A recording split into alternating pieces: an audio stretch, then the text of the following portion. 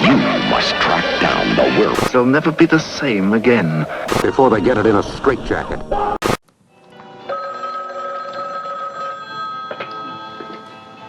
Hello? I told you I wouldn't forget you, Charlene. I want to help you. Charlie, it's for you. It's old weirdo again. Tell the old weirdo I don't have time to play games. Listen, she doesn't have time to play phone games right now, huh, weirdo? I gotta get back before dark. You know something? What? You are a goddamn rude son of a bitch. And you're a pain in the ass, lady. Who is this? I want to help you. I told you before, you filthy mouth. Displaying your body is filth. You dirty the mind of others. Do you know what they should do with little girls like you? They should take you. Sandy had an accident. She's dead. Well, I feel just as sorry as you do.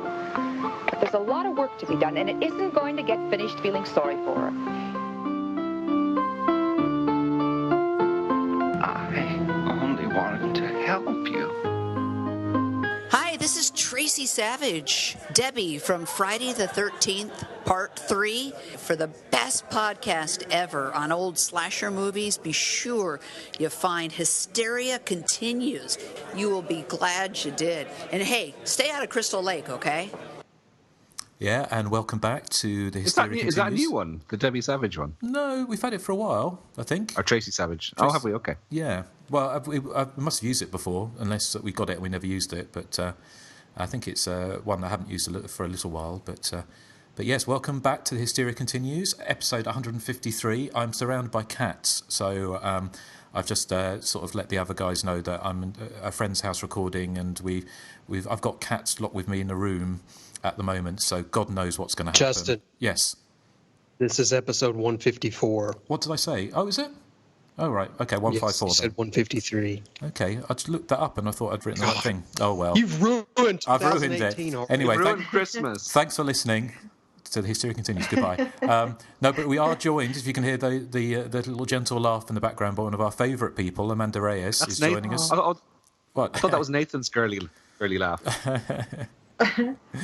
So, Amanda... It's similar. It is similar, yes. Amanda, thank you for joining us. How are you doing? It's lovely to have you back. I'm so happy to be here. I was going to do my intro as the fisherman you have in the clip there, but I don't think I can maintain that for the whole show. Hey, guys! How are you? I love that guy so much. He's really funny, isn't he? He's sort of really shouty. So, yeah, it's always a pleasure to have Amanda on, and always probably one of our most requested guest hosts as well. So brilliant to have you with us. And Nathan, how are you doing? I'm doing very well. How are you doing, Justin? I'm not doing too badly, although it's a little bit weird, sort of hunched over someone else's kitchen table. I'm talking of people being hunched over in the morning. How are you doing, Erik? I am sexy. I am cool. You don't think I'm sexy? Then you're a fool. Well, I like your rap. Well, thank you. And Joseph, how are you doing? I'm good. My pants don't fit me anymore. And why would that be? Is that because you've... Or is that... Well, I've been losing a lot of weight, so I've went down 2 pant sizes, but I haven't bought any new pants, so I'm having to use a belt. Well, so they're very baggy right now. Well, behind the scenes at Hysteria Continues, as glamorous as ever. Yeah. So we are talking about Joseph's pants. Joseph's pants, yes. Erik, your pants. Well, your pants. Yes. Well, we're going back to the 70s with the Centerfold girls today. It's a pick of one of the Alishan brothers, I think, isn't it? Can we remember who picked this? It would be Michael Alishan. Michael. Well, thank you, Michael. Yes, so it'd be interesting to talk about that, and especially with Amanda on board, because I know you've got, Amanda, you've got a soft spot for 70s movies, haven't you? I do. I'll have some things to say about this one, though. Okay. Well, it'll be interesting to talk about this one. But before we do, in time-honoured tradition, shall we have a bit of a chat about what we've been watching recently? So, as our guest co-host, Amanda, what about you? What's been tickling your fancy? Well, so we had Christmas break recently, and I ended up just watching a lot of Christmas horror movies, and I made a list of what I've seen in the last couple of weeks, and you know what? None of it is new. So I'm just going to briefly kind of go over the high points of what's been happening in Austin, because, we have the Alamo here, And every Tuesday they do something called Terror Tuesday. And they've been showing some really good movies. So I saw Deep Red in 35 millimeter, which was amazing, amazing. We also saw the restored Suspiria at the Austin Film Society, which I don't know if you guys have had a chance to see that in the theater, but it looks really, really great. And last week we saw An American Werewolf in London, which is my second time seeing it on the big screen. It's one of my all-time favorite movies. And I always forget, well, there's a couple of things I forget when I watch it. And one is that massive car accident they have there in Piccadilly Circus at the end of the film where, like, everybody gets killed. And, like, you know, at the Alamo, they're very specific about no talking, no texting. But, like, I always forget that accident is there. And I actually yelled out, "Oh, fuck," like, right as it cut to a quiet scene. So I am the problem at the Alamo. And one movie I did see that was new to me, and Nate recommended it, was Unhinged, which I really liked. I listened to your guys' episode. I hold off on the episodes you've done where I haven't seen the film, so there's still a couple of episodes there I haven't gotten to yet. But I finally sat down with Unhinged. I think you guys were sort of mixed on it, but I thought it was really good. I don't know how well you guys remember it when you watched it, but you know, it's about those three girls that kind of end up at that house with this woman and man, right? I don't think she has a son. Is there an older woman and her daughter and a guy, like, working around the house, and all of a sudden they start getting killed and stuff. And the acting's, like, really marginal, but the girls are really beautiful and interesting, and I really like the lead actress, and the ending is very weird. And it surprised me, and it predates the film that you guys referenced it to that has a similar ending. It was really, really good. And then the last two things I saw are non-horror, and I'm only bringing them up. One has a horror connection, and I'll talk about that first. And the second one is just I want to ask Justin about it. So I've been rewatching Melrose Place. So Nate and I and our friend Dan do a podcast called The Made for TV Mayhem Show, and we do TV movies, and we did a male stripper episode, and I was editing it the other day, and one of the movies we covered is called Lady Killers with Thomas Calabro from Melrose Place.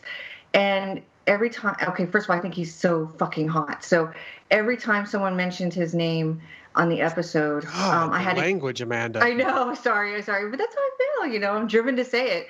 So every time someone mentioned Thomas Calabro's name on the podcast, I had to Google him.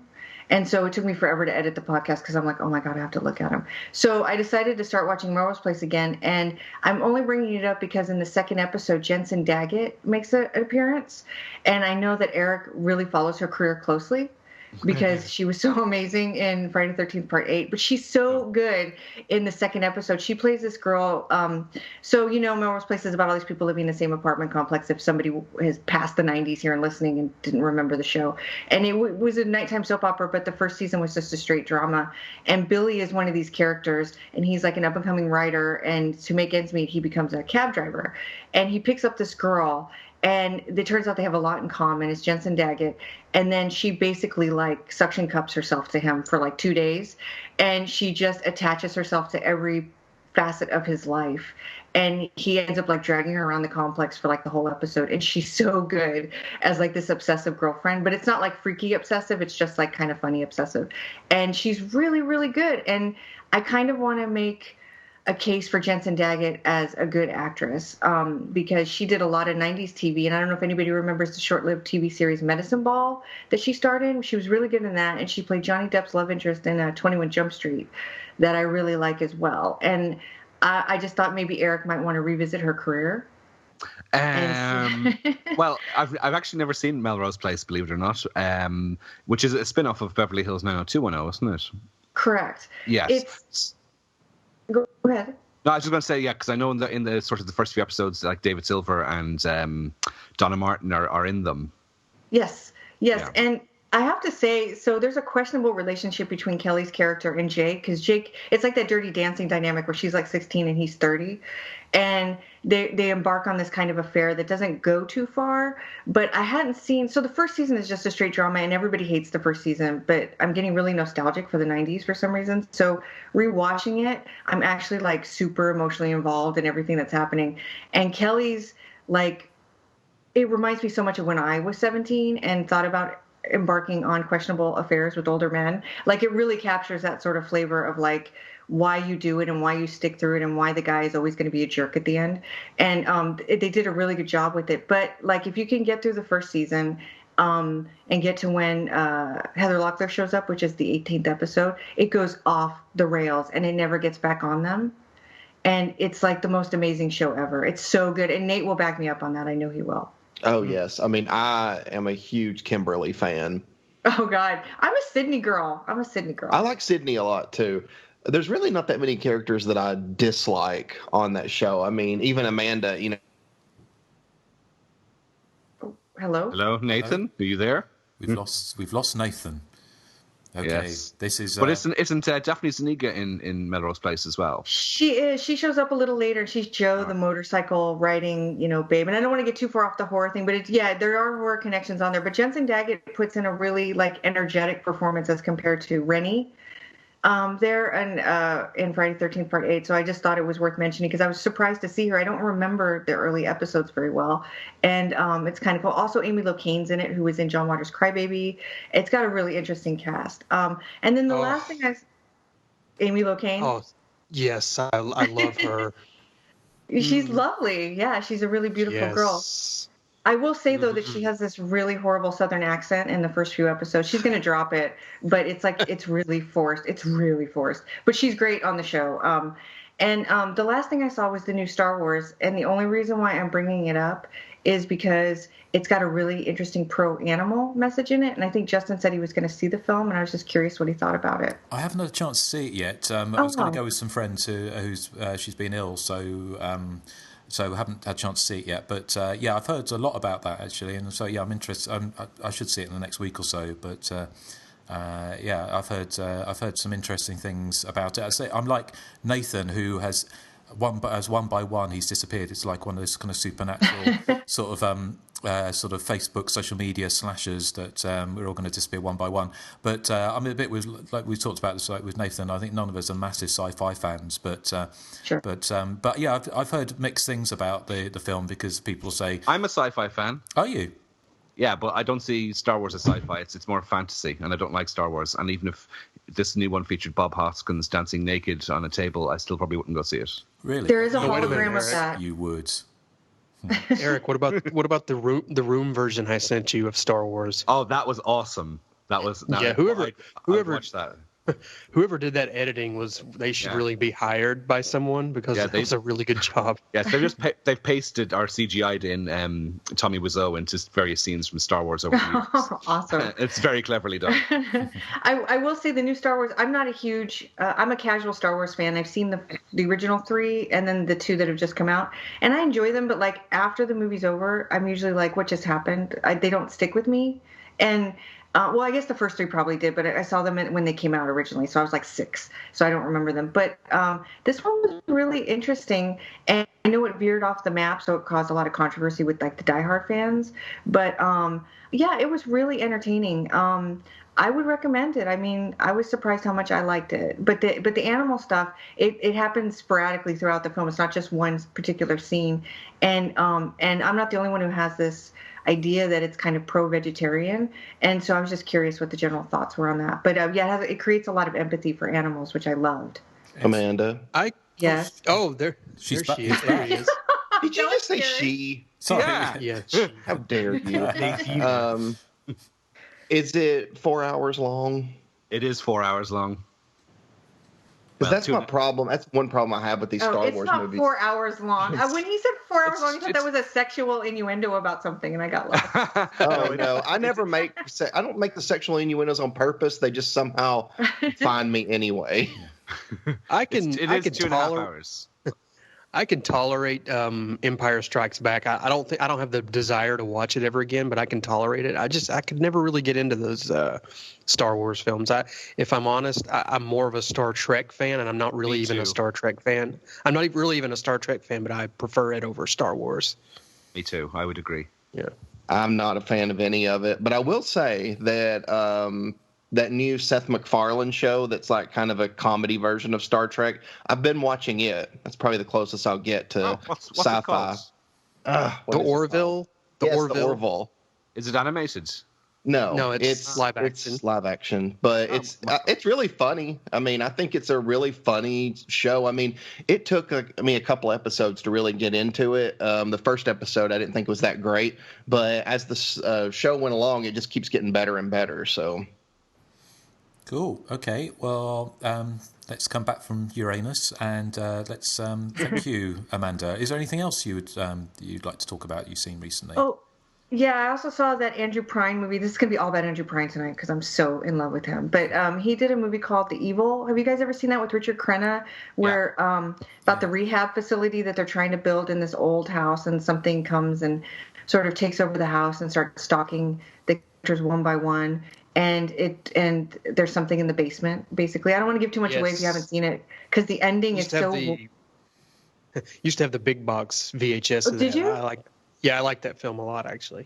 I love it, and everybody gets so sort of alienated by the ending of it, and I can't figure out why because I love the sort of reveal of who's in the basement, and it's also like ridiculously like crazy violent. It's crazy violent, and I don't know if it's really a slasher, really like a proto slasher, but it's like a supernatural proto slasher maybe because they are stalking them one by one, and some of them die just through sheer idiocy, but but some of them also like it's just brutal to the characters. And also Richard Crenna is amazing, and Andrew Prine wears these amazing pants, and we're going to talk about Andrew Prine's pants too, by the way. But like they're like super high-waisted, kind of like with the 5 buttons down the crotch area, and it's like really hugging the stuff, and I can't take my eyes off it, guys. Well, we wouldn't expect anything less, Amanda. So, I've seen that. I saw The Evil years ago, and I think the ending is so kind of out of left field. But it's kind of. I do remember who or what the reveal is, and I think it's an interesting choice. Put it that way. Yeah, for sure. Yeah. So excellent. Well, thank you, Amanda. Let's see who would like to go next. How about you, Erik? What have you been watching recently? Okay, I've been watching a lot of horror, unfortunately, because today is my second day annual leave since before Christmas, believe it or not. I have been watching films, but not a lot of horror. I've watched, of course, Centerfold Girls and our next Patreon pick, which is Exorcist II: The Heretic. But apart from that, the closest to a horror film I got for Christmas a Australian import Blu-ray, a double bill of Death Wish 2 and 3, which is really good. It's part of the Canon Classics collection. What was the ooh for? No, Death Wish 3. Well, Death Wish 3 is brilliant. I mean, they killed the giggler. They killed the giggler. I love Death Wish 3. Death Wish 3 is so amazing. Okay, well, it has a... Yes. You got to see it, Nathan. You'll love it. I'm telling you. Death Wish 2 is quite good. It's a darker film, even though it's still incredibly far fetched. And the version here is the unrated cut, which has sort of extended scenes of rape and horribleness. But then you get on to Death Wish 3, and it's a completely different kettle of fish altogether. It's very much like Nathan. It's like Charles Bronson starring in a Bronx Warriors sequel. It's set inside kind of this highly unrealistic version of suburban New York. Well, I'm guessing it's highly unrealistic. I've never lived in New York, but it's really like it's got the most outlandish, cartoonish villains in it. And people have rocket launchers just going around the streets of New York. It's very bizarre, but it's highly entertaining and very trashy. There's a great there's some good features on it. There's outtakes of interviews that were done for the documentary Electric Boogaloo, The Wild Untold Story of Canon Films. So you get a really extended interview with Alex Winter, who's in Death Wish 3. And he's really articulate, and he has great anecdotes to say about behind the scenes. And he said it was a kind of a chaotic shoot, and it felt like even though he signed up for Death Wish 3 and thought it was going to be a multi-million-dollar cinematic epic, it turned out that on the set it felt like he was on a cheapo $10,000 independent movie. I think it's a great film. Critics hate it, but it is great. I love Alex Winter. Yeah, he's really funny. Yeah. Party on, dude. Yeah, of course. I watched a Charles Bronson Christmas movie over the holidays. It was a remake of Yes, Virginia, There is a Santa Claus. Do you guys know that story about the girl that writes the story to the paper? Yes. Yeah. And I was pretty sure that something was going to explode or he was going to kill somebody. But he doesn't. But it's great because he plays this really tortured character, but he's like, yeah, gonna kill you. You know, like you're just waiting for that like second where like he pummels the little girl. It never happens. Super disappointing, but it's a good film. I love Charles Bronson. I've now seen the first 4 Death Wish films, and the 4th is actually my favorite, and I think you might like that one, Eric. I have seen it. Yeah, I do like it, and I like 5 as well.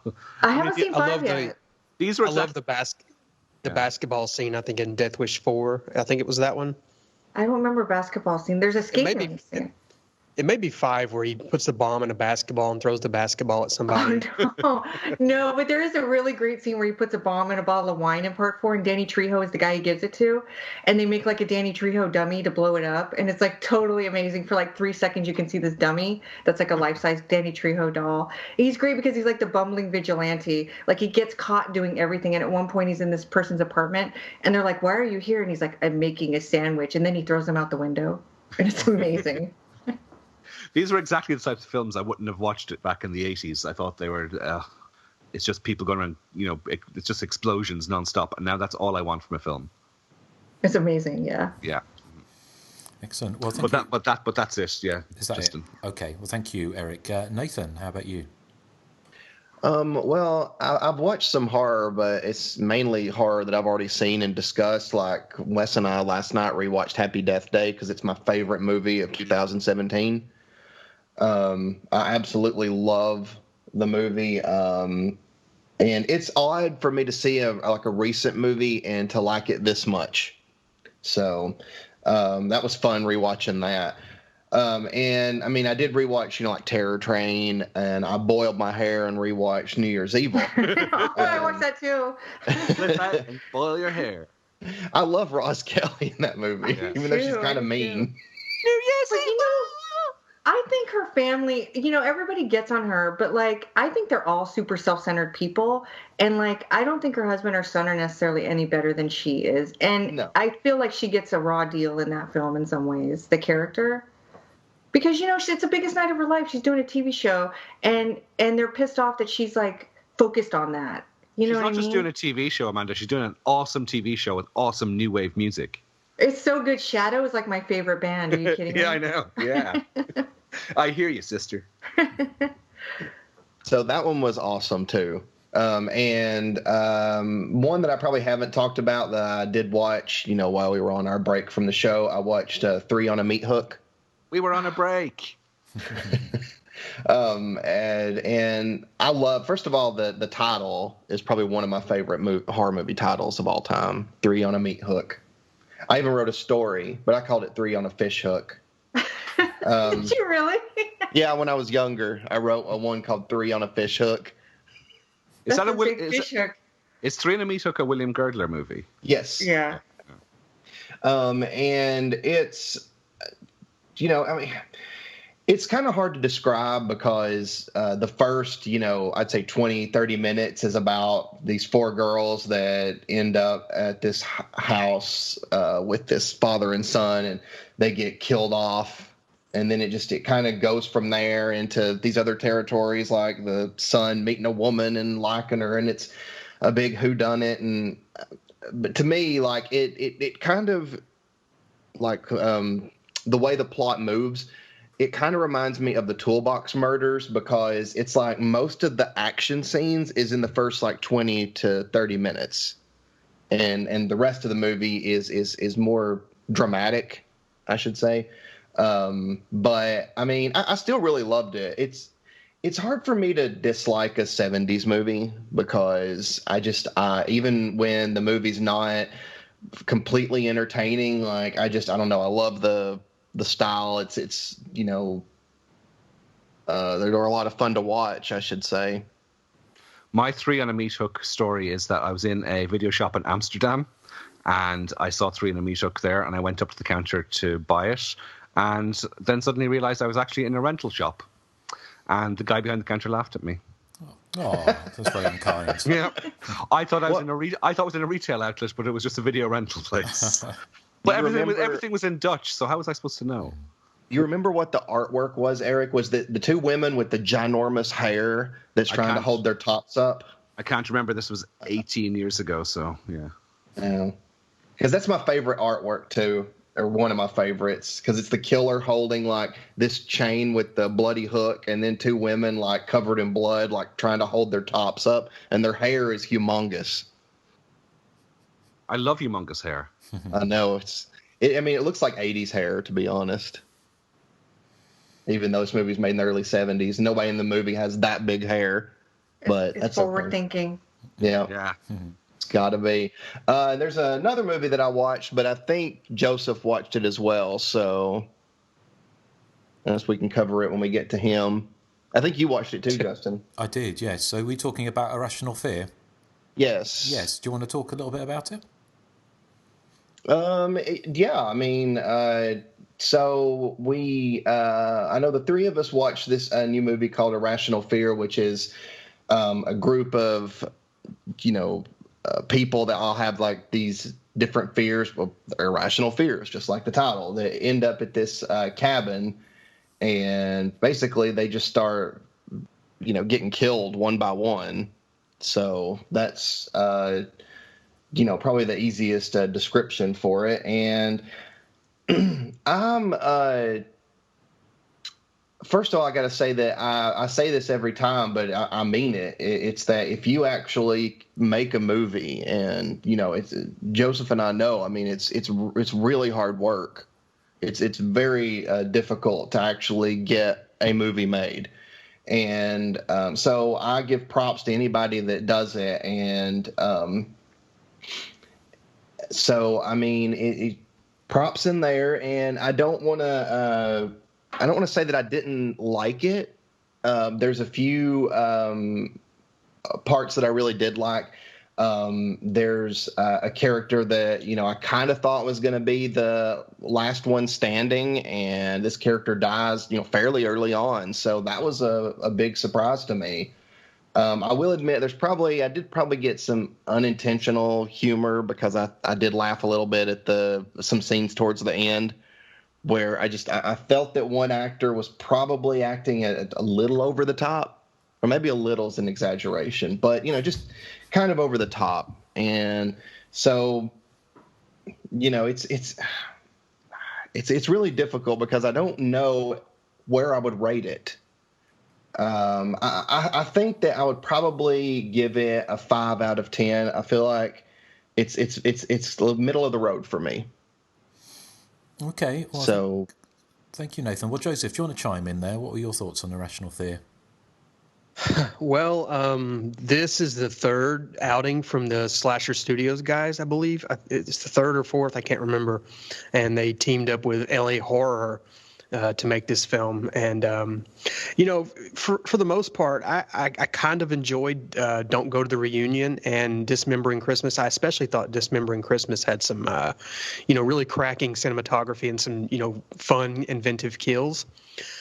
But if I'm honest, like Nathan says, I don't want to dump on an indie film that, is made for chump change, and it is very hard to make these films, with very little money. But I thought this was a massive, massive step down from Dismembering Christmas, if I'm honest. I would even go so far as to say that it was a bit of a chore to get through. I don't know. It seemed, whereas Dismembering Christmas was, put together, with some real polish. It felt really lazy and slapped together. And I just didn't really care about anyone in the film. I thought they made the mistake of going through the motions of, screaming, cursing characters, which I absolutely hate. I didn't find the storyline all that interesting. And as Nathan said, I thought some of the acting was, if not ropey, then very, very grating and over the top, especially towards the end with one character who I won't name. I did like the what Nathan said, that this one person who you expect to be the last person standing is killed off fairly early. I thought that was kind of neat, and I do applaud Slasher Studios for trying something a little different, because if I'm honest, they tend to raise money and center their films at a cabin in the woods, which I guess is pretty good for logistical and budget reasons, but at least here they tried a different kind of supernatural twist on it. But if I'm honest, I didn't care for the film. I would, if I were going to say, hey, these Slasher Studios guys, who are nice guys, by the way, especially Kevin Summerfield, who I've talked to more than a few times. These are really nice guys, and they got some talent. But I don't know. It just felt like maybe they rushed this, or maybe they just didn't spend enough time on it. I found most of it really grating, and like I said, it was really very difficult to kind of get through. If I'm honest, I hate to be mean, but I have to be honest. So that's my 2 cents on the film, I'm afraid. Okay, well, thank you. I'd just like to say thank you to Andrew Bale, who kind of sent us the screener. I'm not sure when the film's going to be coming out, but I imagine it'll be out on video on demand soon. I had sort of similar feelings about the film, in so much I think it's sort of damned if you do, damned if you don't, in so much that I liked the fact that it went away from the slasher template. Apart from the ending, the last 20 minutes is kind of very slasher-esque, but it also means that what I was expecting from a Slasher Studios film wasn't necessarily there to start off with. I actually quite appreciated the over-the-top performances. I thought they fit the film quite well, and some of the characters they had characters that I did care about. I did like, especially the final 2 left standing. I thought they were fairly well painted, and they had quite an interesting character arc throughout the film, and I especially like I can't remember the character's name or the actress's name, but the one who plays the alcoholic who's afraid of water. I thought she was an interesting, character and quite funny.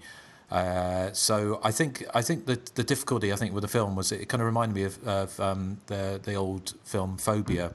I think John Huston sort of film where.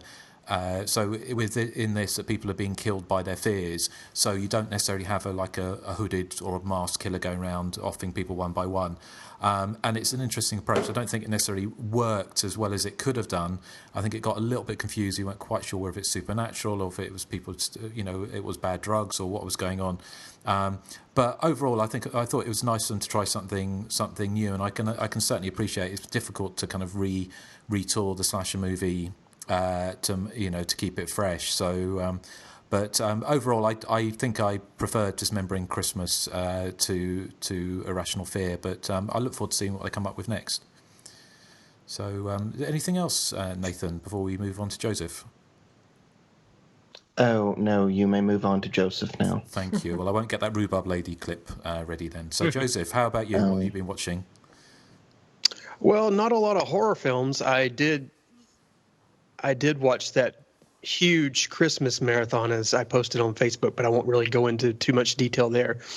I saw the Disaster Artist, which is not a horror film, but I saw it twice now, and I really liked it a lot. I think I did enjoy the book a lot more because I think the film kind of Hollywoodizes a lot of the down and dirty goings on behind this crazy, incident from 2002, 2003, and they leave out a lot of the details, and they kind of, fudge the details a little bit. But that being said, I still really enjoyed it. It's it's concise, in a good way, as everyone else has probably already said before, James Franco is like on point as Tommy Wiseau.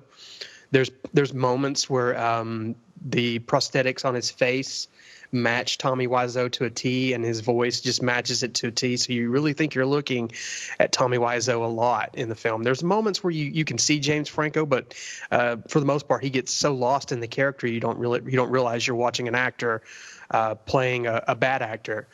But that said, I've seen it twice. I loved it. The book is better, but still a great film. I highly recommend it. And off of that, The Room is playing at the Hamilton Place 8 this Wednesday at 8 o'clock. So I'm going to take some spoons and go see the film, and I'm really looking forward to that. Excellent. I've not seen The Disaster Artist. I know you have, Erik, haven't you? Yes, I loved it as well. And I would agree the book is better because it has more detail, obviously. The film is little over 90 minutes, and for once I was complaining that a film was too short. I would like to have seen, particularly the section where they're showing the filming of The Room. I would like to see another maybe half hour of that. But I did love the film. I thought it was very good. I don't mind it being Hollywoodized either. It gave it a nice feel good factor. Cool. Okay, Amanda, have you seen it? I haven't. You know what? I've never seen him, and it's crazy because I lived in LA all those years that he was renting that theater at the Lemley to show it, and he had billboards up, and we would drive by them, and it'd be like, "What is that?" And over the years, it slowly built up a cult reputation while I was in LA, and I just never ventured to see. Well, it was playing at midnight, which was difficult in and of itself, but.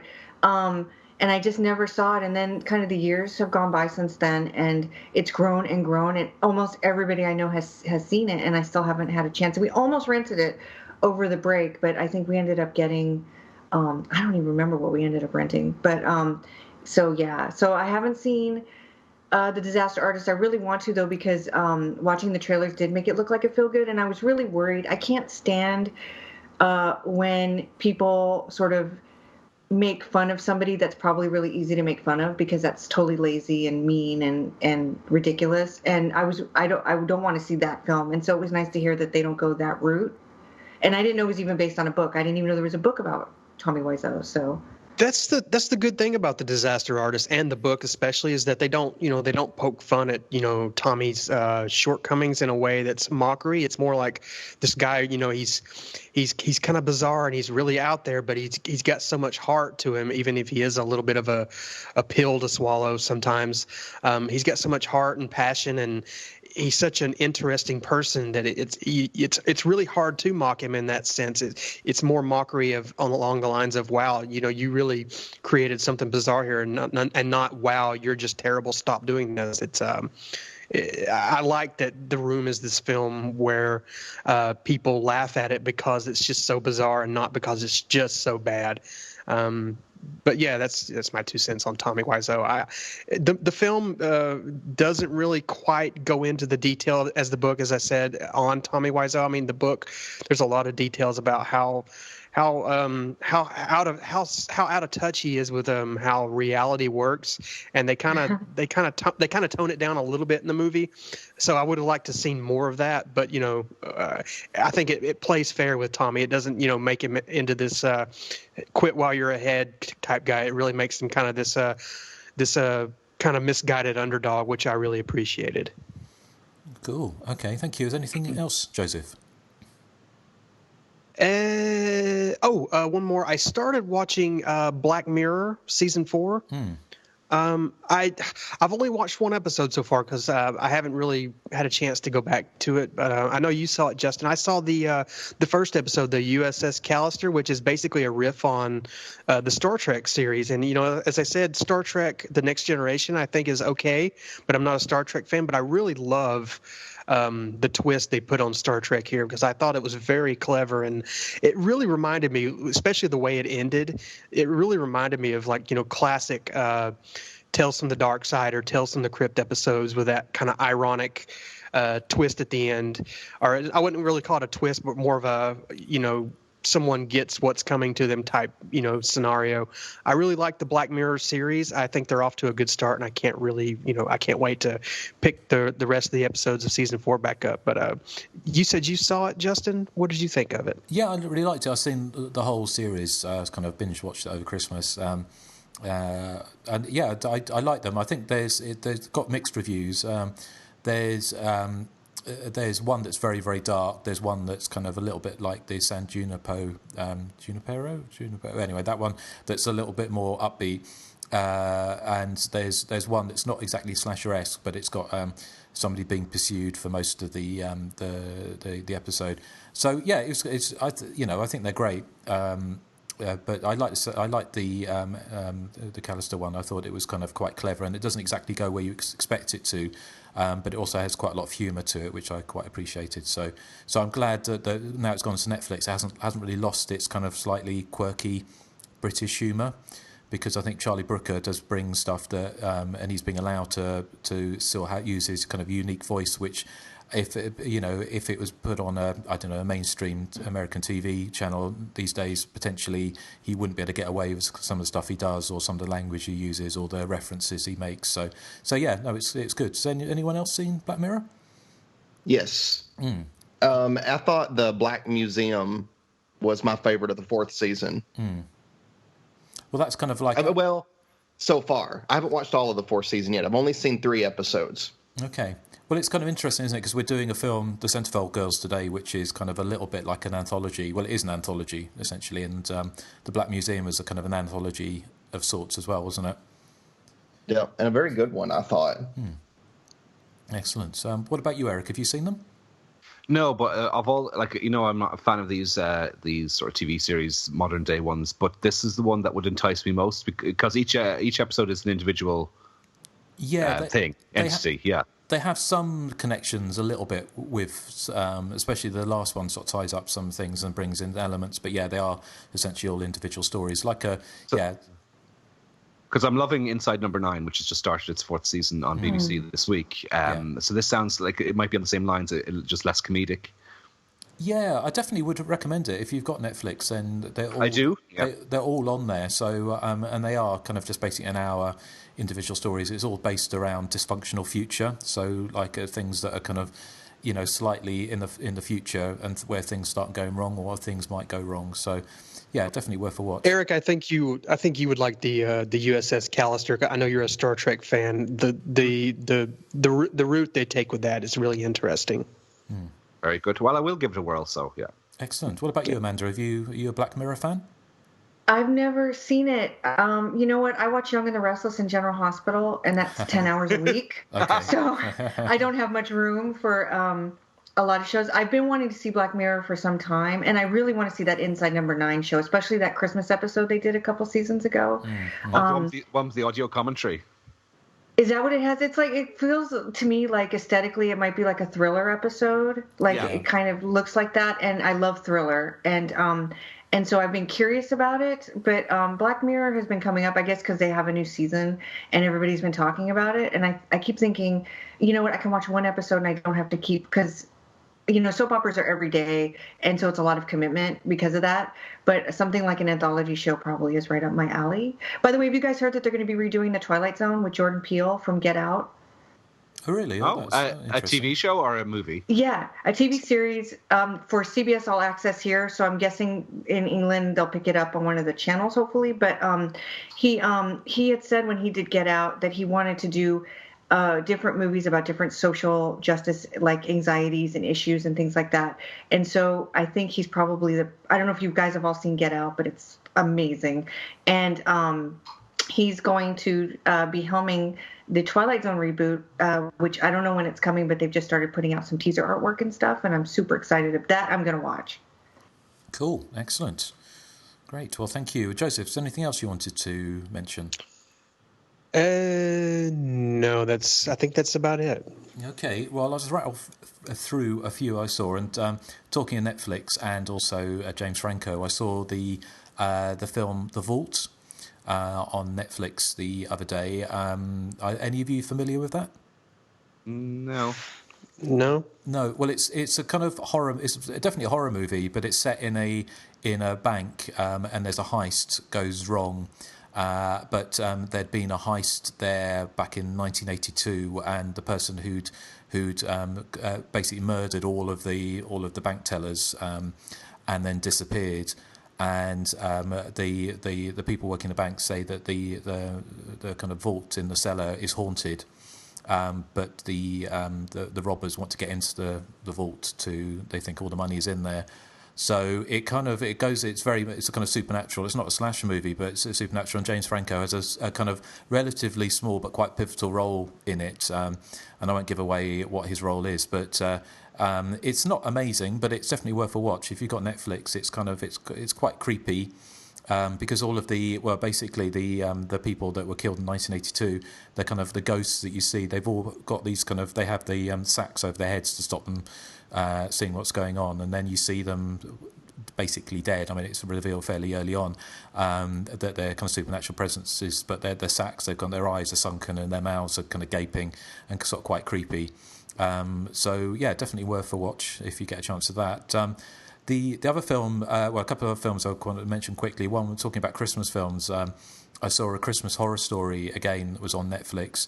And it's another kind of anthology type thing, although it's kind of more linked, about 3 different stories interlinked with William Shatner playing a DJ.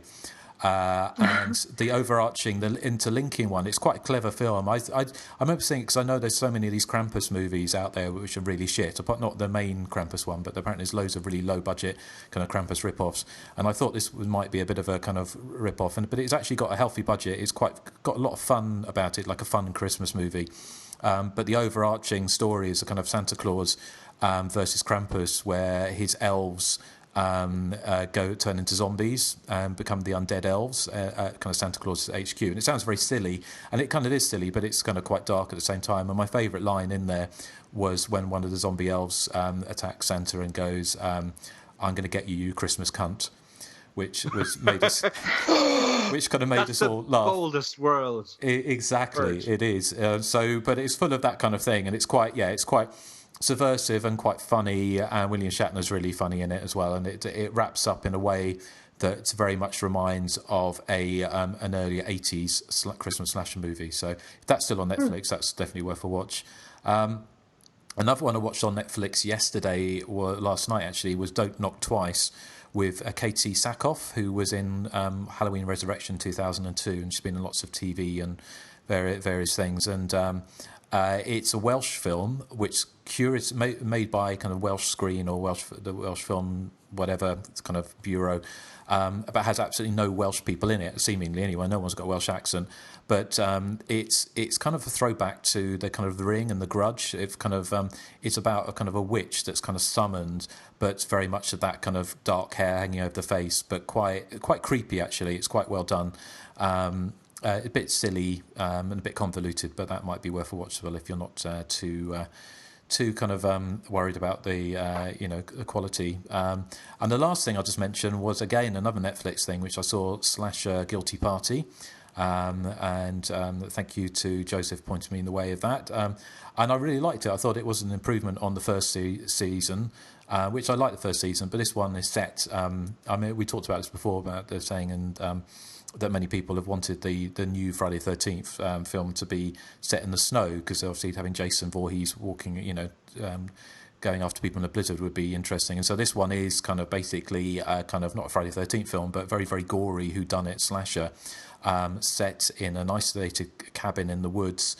But it's with lots of flashbacks and various things, and I think it works really, really well. It's gory, it's not scary, but I did like the reveal of who the killer was, because you think it's going to be one person and it turns out to be somebody else. So I just thought it's quite kind of clever, but also over the top in a way that is kind of worked really well. I hope they make us season 3, because again it had no connections to the first one at all. But we'll wait and see. But so that's what I've been watching recently. I don't think there's anything else. So that played just fine for you, Justin, the whole series. Yeah, no, it's fine. So I'm keeping my eye on my cats. They're kind of running around the room. But so that was all good. So excellent. I'm glad that worked out. Yeah, no, thank you. Shall we move on to the main feature? Sure. Yes. Is that okay? Well, a depraved religious fanatic sets out to punish all the immoral, in inverted commas, women who have posed for the centerfold of a men's magazine. That's the very, very short synopsis of IMDb, but essentially it kind of describes the basic gist of the film, which is as mentioned already, is kind of a bit of an anthology. It's only linked really by Andrew Prine as the kind of religious fanatic who's going after these women who've posed for a topless calendar. So he's kind of like in as time on tradition, but certainly many films have used this device of kind of a calendar of going through, and he goes after like Miss January, Miss February, Miss March, and such forth. It's a kind of a film, and as I mentioned, it's from like the earlier, the 70s. It's kind of a grindhouse film, which is very nihilistic in a lot of ways. All of the characters, bar the girls themselves, the women who pose topless, who are the main characters, the women are the most likable, down to earth, funny, kind of characters. It's kind of, I always think sometimes it's kind of like a good test of a movie, is if you would be happy to spend time with those characters in a non-horror movie. And all of the characters in this, you could have fun with them in a 70s comedy. But all around them, pretty much everyone else, men and women, apart from a few rare examples, are either not who they seem to be, who are kind of out to rip them off, either to murder them, to rape them. It's just kind of, they're surrounded by this kind of sea of depravity and 70s nihilism, which can be quite difficult to take in some scenes. But it's the women's roles, the characters, which kind of ground this and make it not a unbearably nihilistic kind of 90 minutes. There's some fun in it. It has a section in the middle, the middle story, where a small group of models and their kind of manager and the photographer and agent go to an island retreat, and then get bumped off one by one by Andrew Prine, there's no disguising. It's not like like many proto slashers. It's not playing to the slasher movie rules necessarily. So Andrew Prine is kind of he's kind of mixed up in so much he keeps on saying he wants to help the women, but he helps them by murdering them. Well, I say help in inverted commas, but he goes to the island, bumps them off one by one. It's kind of a lot of fun in a little proto slasher thing. The last sequence has got Tiffany Bolling, who was in the other proto slasher Wicked, which is well worth seeking out, as well as kind of a number of kind of 70s exploitation roles. She's fantastic in this. I mean, she's an interesting character. We'll talk a bit more about her later, but. So I thought it's a great little movie. It's not one that I was expecting to like necessarily, but I did review it on Hysteria Live some years ago, and I enjoyed revisiting it on as kind of it's been released on Blu-ray and it's a much better quality presentation. But I'd be interested to hear your thoughts, Amanda, as our guest co-host. So what did you think of the Centerfold Girls? Was it your first time? It was my first time watching it, and for years I was mixing it up with The Candy Snatchers, which also stars Tiffany Bolling, and it's also got such a generic title that I didn't really know it was a horror film. So I think when I heard about it through the years, I probably just sort of put it in the back of my mind. There's also 2 TV movies that are kind of similar in terms of there's the Calendar Girl Murders, and then there's the Cover Girl Murders, and those are more overt in their title, so I know what I'm getting when I decide to watch it. But I'd never seen it before. I was really looking forward to it. I love, as I said earlier, Andrew Prine, and I really like Tiffany Bolling quite a bit. I have very mixed feelings about this film, and I'm still kind of working through how I feel about it. And I'm under the impression that somebody requested that I be on this episode to talk about the film, and so I'm curious why they wanted me to talk about the Centerfold Girls. And so I feel like when I was watching this, that was kind of in the back of my mind, because I don't know that this is necessarily a pro-woman film in a lot of ways, but in a lot of ways it is pro-woman. And so I think that's where the conflict is inside me. So what I want to do real briefly is just talk about the things I liked, and then I want to talk a little, just very briefly, about the male gaze and what I think the film is doing with the male gaze, and why I think it's maybe pretty positive in some ways and pretty negative in others. So like I said, I have mixed feelings. I think the cast is really, really good. Andrew Prine, I don't know if anybody here has seen Simon King of the Witches, but that's probably my favorite Andrew Prine movie. He's extremely charming. It's really hard to take your eyes off him when he's on the screen, and not just because I think he's very handsome. He's really talented. He's got a really strong presence to him, and he's also really good at playing different kinds of characters. So he is a pretty much just a sleazeball in this film, pretty creepy, and he does a really good job. He sort of embraces these B movies. And at the time, I don't know if anybody watched the featurette on the DVD of one of the releases at least, but he talked about how he was making big Hollywood movies in these little films. And I don't think that Andrew Prine ever sleepwalks through anything. I think whatever you give him, he does as to the best of his abilities, and that's why movies like Grizzly and what was that other movie I was thinking of they did? But there's some other movies that would be considered kind of lowbrow, and his heart is fully there, and I really appreciate that about him, and I think he's wonderful. And I will watch anything he's in. Tiffany Bolling is kind of an idol for me. I don't know if anybody here has seen Kingdom of the Spiders, but yeah. She wears driving gloves, first of all. She looks so amazing in that film. And she picks up these giant tarantulas and holds them like it's nothing, like they're pets. And she's fearless, and I think she's fearless in this role too. And she's another actress that I will watch pretty much anything. I think she is so beautiful, and I really regret that she never became a Charlie's Angel, because I think she's perfectly suited for those kinds of roles. She's very strong. She also has a lot of presence. And I thought the direction was really good. I thought the soundtrack was amazing. It was by this band called Wheeze that I couldn't find any information on. It's very 70s kind of, I don't know if it's rock, but it's very guitar based. It's a totally different kind of score than I'm used to in these sort of movies. It had some really, really excellent photography. But what turned me off of it was the rapey quality to it.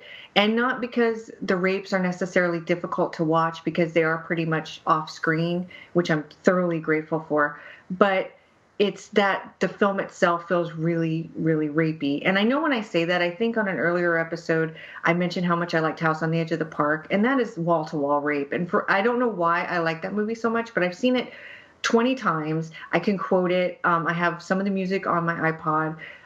It's a movie that I think about fondly.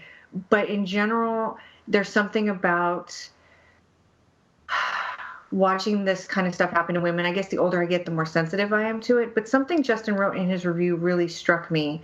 And I think that he hit the nail on the head for me. And that's in his review, he wrote in the third segment, Tiffany Bowling's character gets raped by these two sailors that pick her up and give her a ride. And they give her like a roofie. And then they take her to this hotel and they rape her. And you don't see the rape. You kind of see the struggle. And then it's the next day.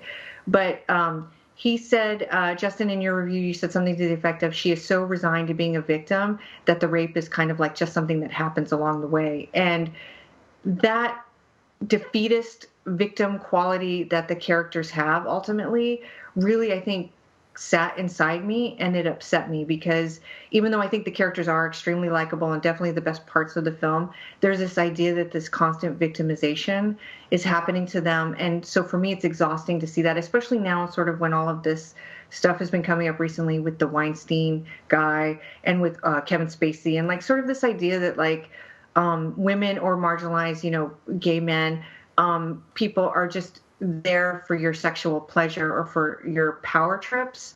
And this film really encompasses that in a way that I think maybe is too palpable for me. And that's where my struggle is with the film. So I thought about this film a lot, and I thought, well, what is it saying? I couldn't understand why they did it as an anthology to some degree, because to me, an anthology film would be something like Trilogy of Terror, where you have a story, but the story has some kind of real payoff at the end. And the payoff here is just to watch a woman get murdered.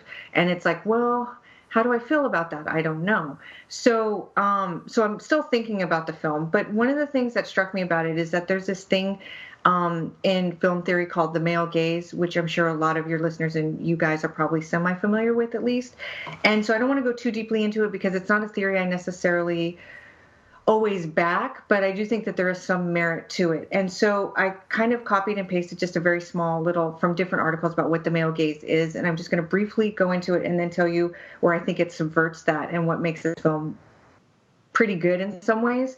So essentially, the male gaze is just a sort of a feminist philosophy point, essentially meaning that it's the act of depicting the world and women in the visual arts and in literature from a masculine and heterosexual point of view, which presents the women as objects of male pleasure, male being italicized, because it's really about a masculine viewpoint of what a woman should be, and sort of I should say not masculine, but patriarchal.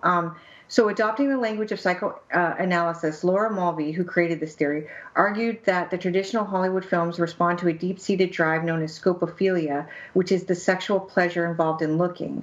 Mulvey argued that the most popular movies are filmed in ways that satisfy masculine scopophilia. The male gaze takes many forms, but can be identified by situations where female characters are controlled by and mostly exist in terms of what they represent to the hero. Filmmakers often attempt to avoid present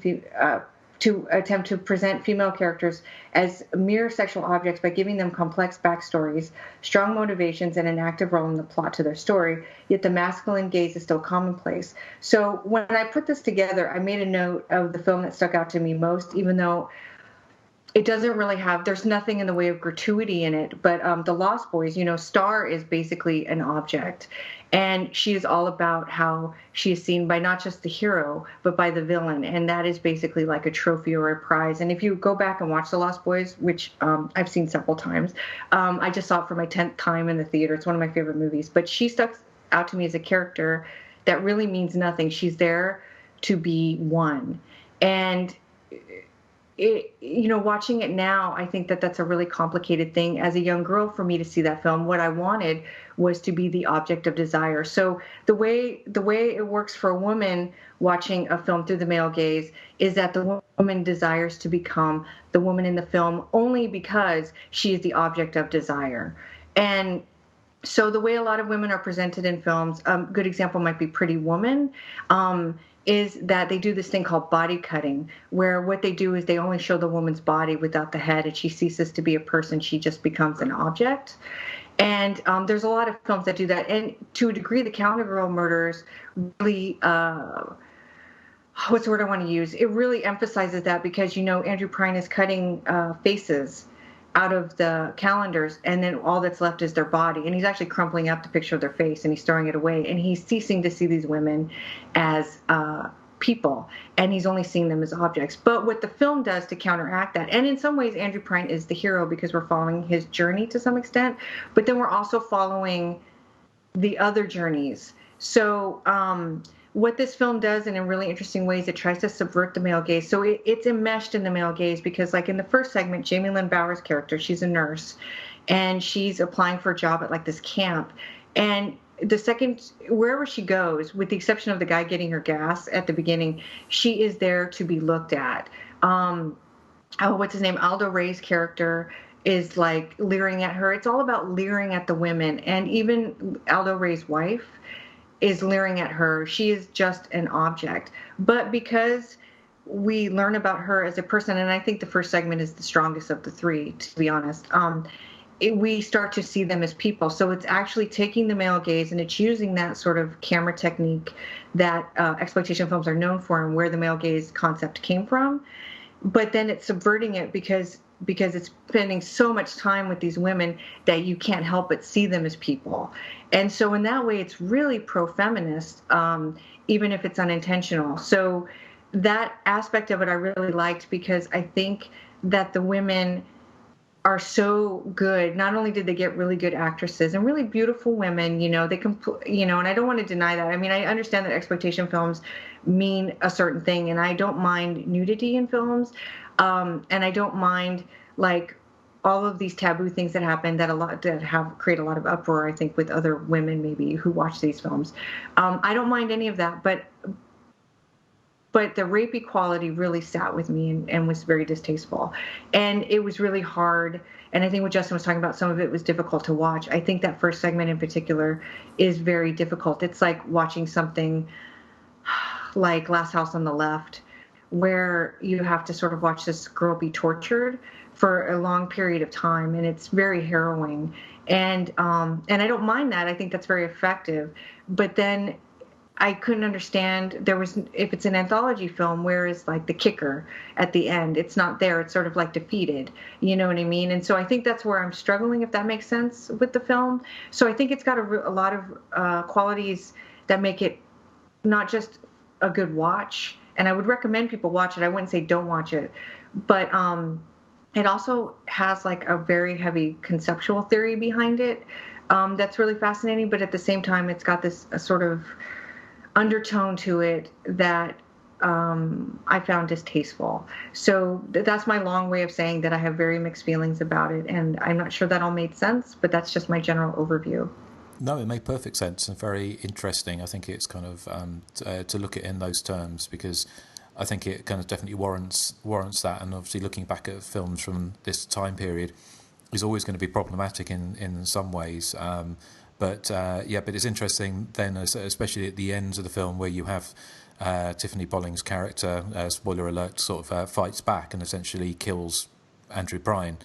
And she does it in, she's just had when I mentioned in my review about her rape and her being so resigned, which I thought was is not something that you would necessarily be done today, and it was almost is this kind of a comment on that kind of culture of the way that women are objectified and were treated back then, but it was kind of building up to that kind of primal rage she has at the end, which I thought was interesting. But no, thank you, Amanda. That's very, very insightful. Oh, just real quick, one other thing I want to say when you made me think of it was something that this film does too that's really interesting is that the three women being a centerfold, well, maybe not so much with the second segment, but so they all have very professional jobs, right? Like the first girl is a nurse, the second girl not a professional job, but she's a college student, and the third girl is a stewardess, and they're highly independent. And being a centerfold girl is almost like just a way to make ends meet. And so what's so fascinating about them is that a lot of issues that come out with these type of magazines is that they're there to be commodified. Their bodies are there to make money for like a man who owns a magazine. But at the same time, the women are doing this.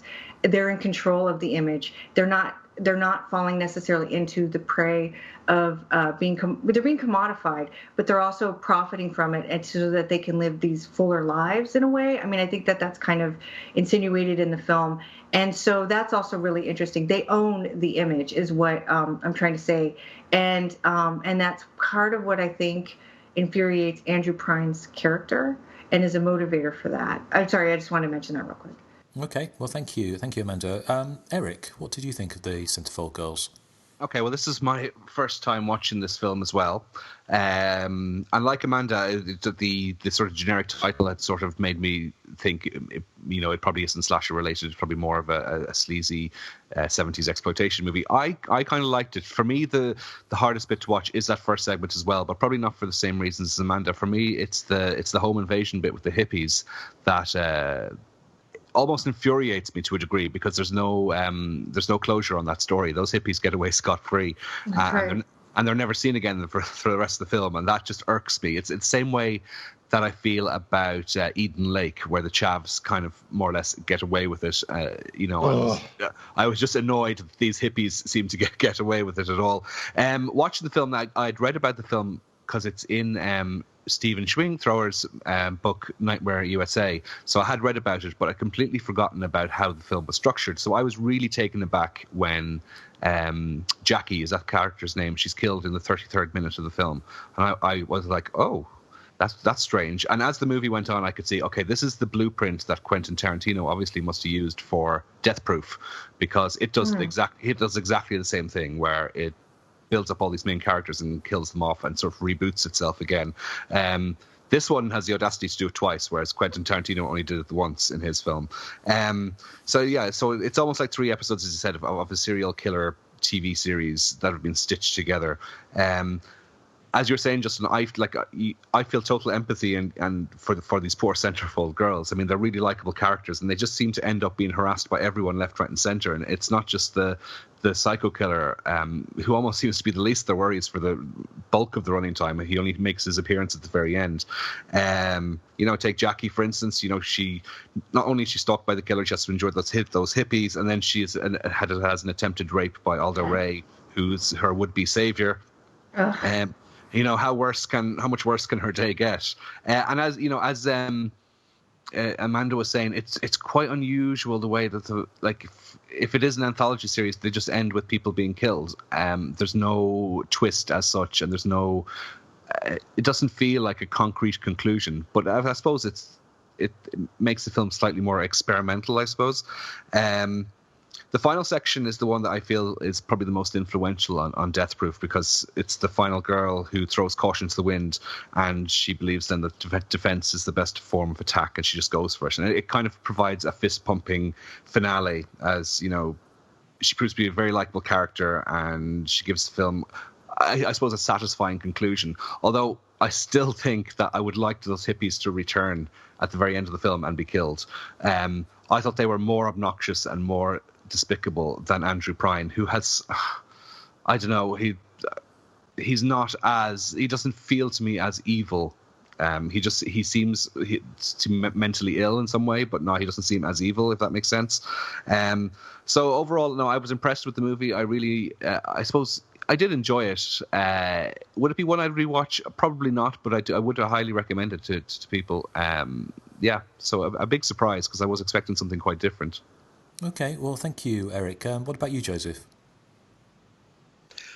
I'm on the fence about the Centerfold Girls, if I'm honest. I like the idea of putting the sort of proto-slasher aesthetics to a sort of anthology spin cycle, but I think the Centerfold Girls is pretty much wash, rinse, repeat with each story, I'm afraid.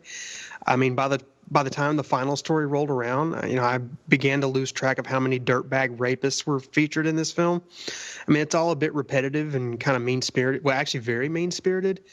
As you kind of get a wash of victims whose only, quote unquote sin was the bearing of their flesh, that many of these skeezy aggressors, and rapists get away with their shenanigans while these, rather innocent girls are brutally killed over nothing more than being anatomical. Well, it's all a bit dour to me, I think. However, I did think the killer was very well played by Andrew Prine. And the Centerfold Girls, it absolutely drips with 70s atmosphere and music, which I really liked a lot. It has some very lush beachside photography, and I think that helps sort of ease the unpleasantness in a bit. But all said and done, the movie, can't really be faulted for being boring because it certainly is not boring. It's just I didn't find it enjoyable in the sense that I find a lot of slashers or proto-slashers to be enjoyable. I felt the quote-unquote catharsis reached by the final or the last girl in the story here was kind of false. As while, spoiler alert, Andrew Prine does get what's coming to him, his character's more on the scale of delusion rather than outright evil, as much as the other men featured here are kind of painted to be. It feels a bit sort of like, Texas executing the mentally handicapped while pure evil, objectifying women to the point of outright submit to me while I rape you goes unpunished, which I think is far more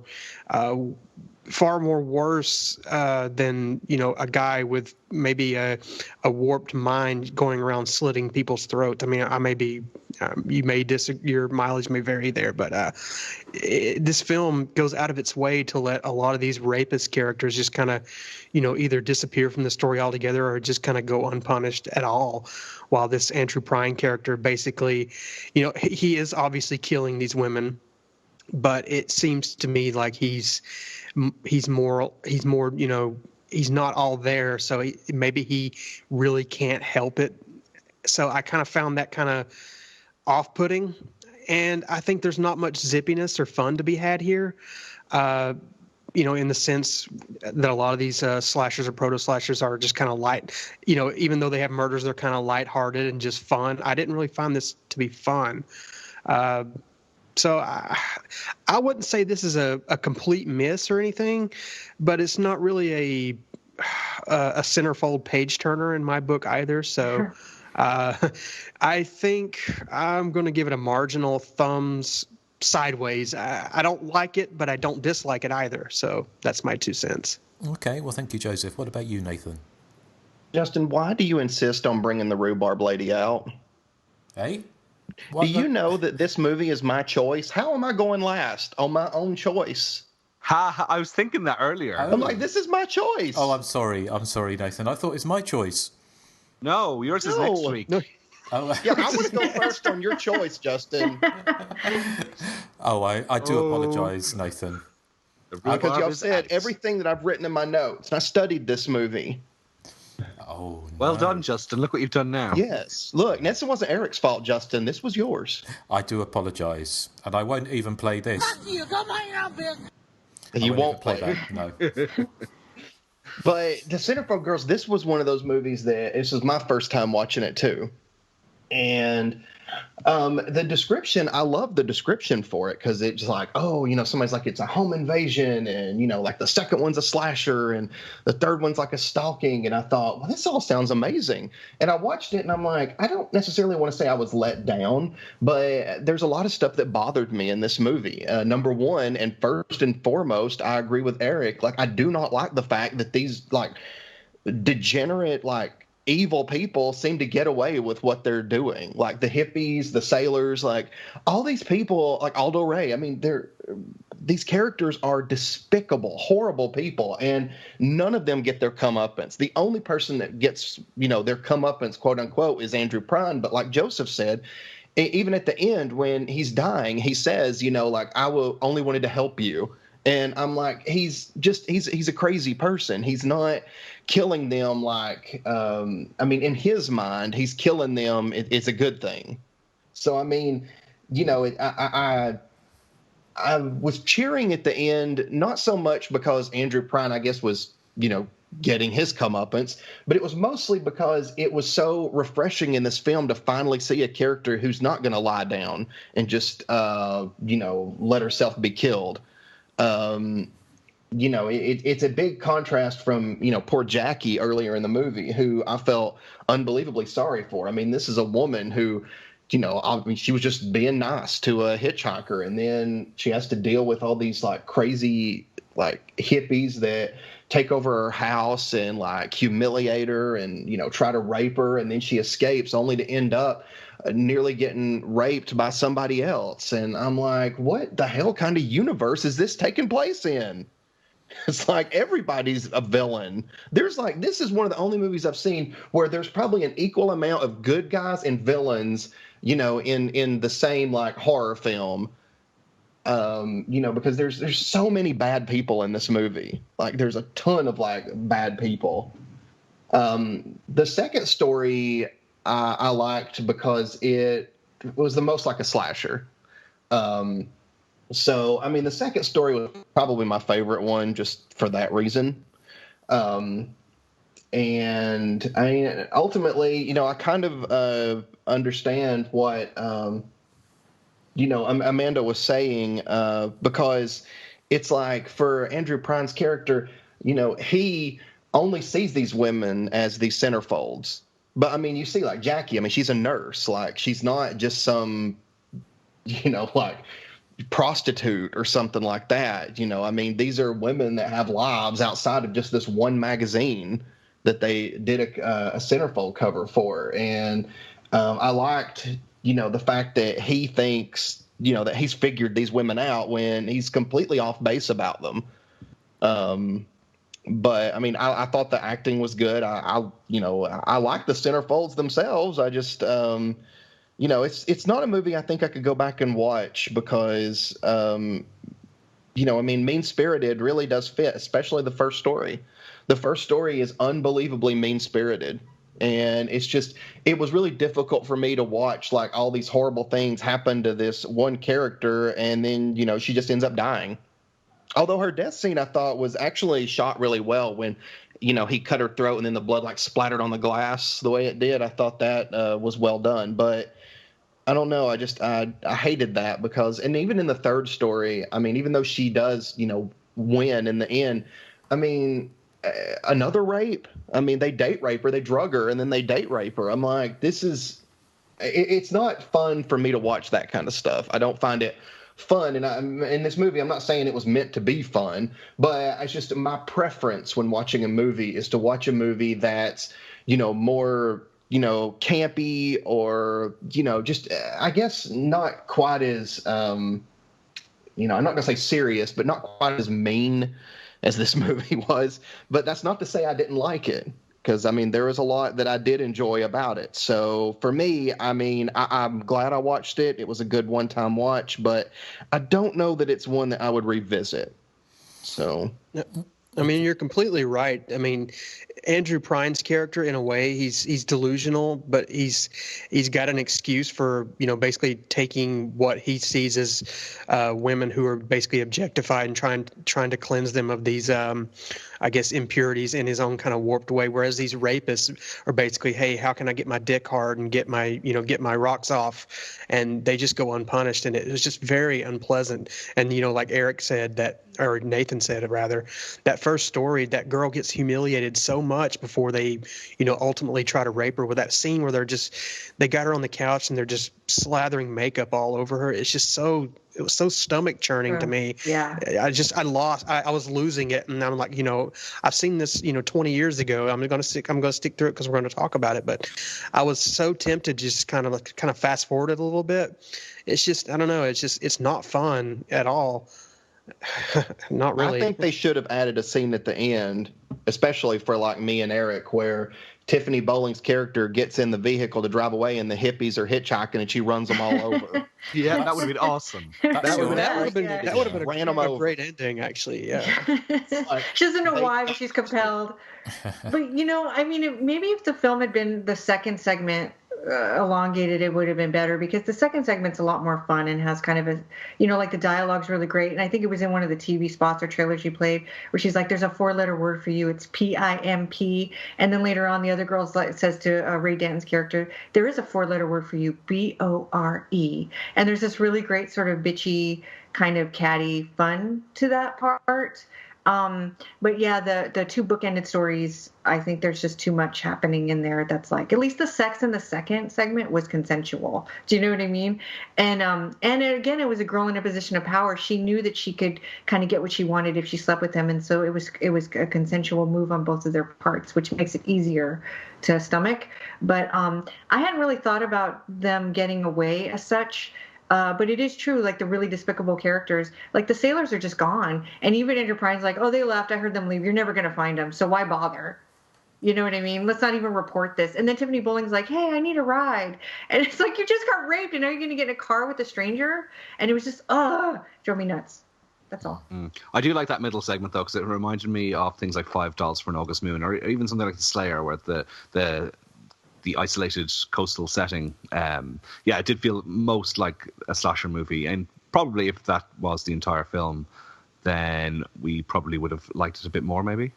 I think I would have, to be honest. I just the home invasion kind of subgenre in horror, even though I know this predates a lot of them, but I mean, I've seen all those before I watched this one, but the home invasion movies in general, I'm not the biggest fan of, only because I feel like it's just watching people like go through awful, awful things. And in most of the home invasion movies, the bad guys win. Like that's what I hate about the home invasion movies. Me too. It's predictable that the bad guys will win.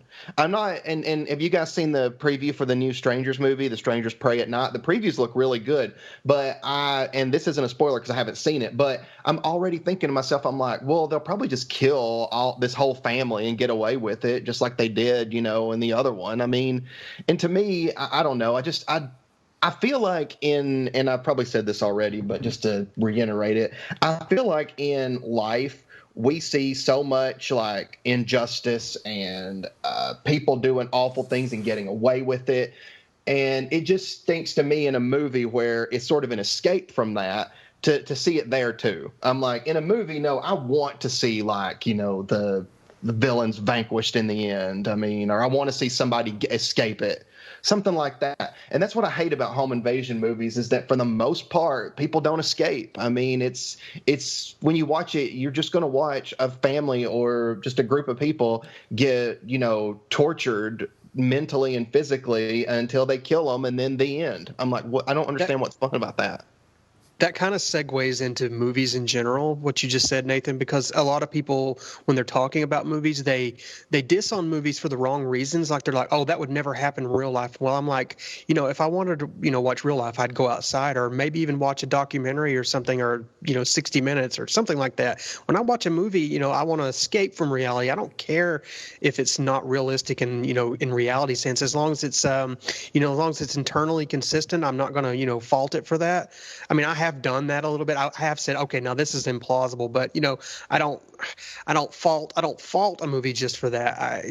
It's like you were saying about all that. I just think you can kind of say that at just about any movie where people just pick apart something, for being unrealistic. Which is why we like Death Wish 3 so much. Yes. I want to wait to watch it now. It's so unrealistic, but it has its own internal logic, which, it doesn't cheat. So there you go. But I think, like, particularly this first segment of Centerfold Girls is unrealistic. I can't imagine somebody would encounter that much misfortune in the space of a few hours, where she encounters all these unconnected people who are just evil and out to get her. Well, it was a bad day for sure. It was like Yeah. I mean, I could see the hitchhiking and the hippie like thing. I mean, I could see that, but then to run into like Aldo Ray, who's just as bad, and his wife, who is not a nice person at all, and then like she gets away from him, or he says that awful line too, that like he doesn't want it unless she's gonna fight. And I'm like, that's just awful. No. Yeah, he says something like, "It's not much fun if you're just going to submit that easily," or something like that. It was just very off-putting. But you guys, just real quick, you guys said that it was an almost rape, but I felt like he did rape her. Am I wrong in that?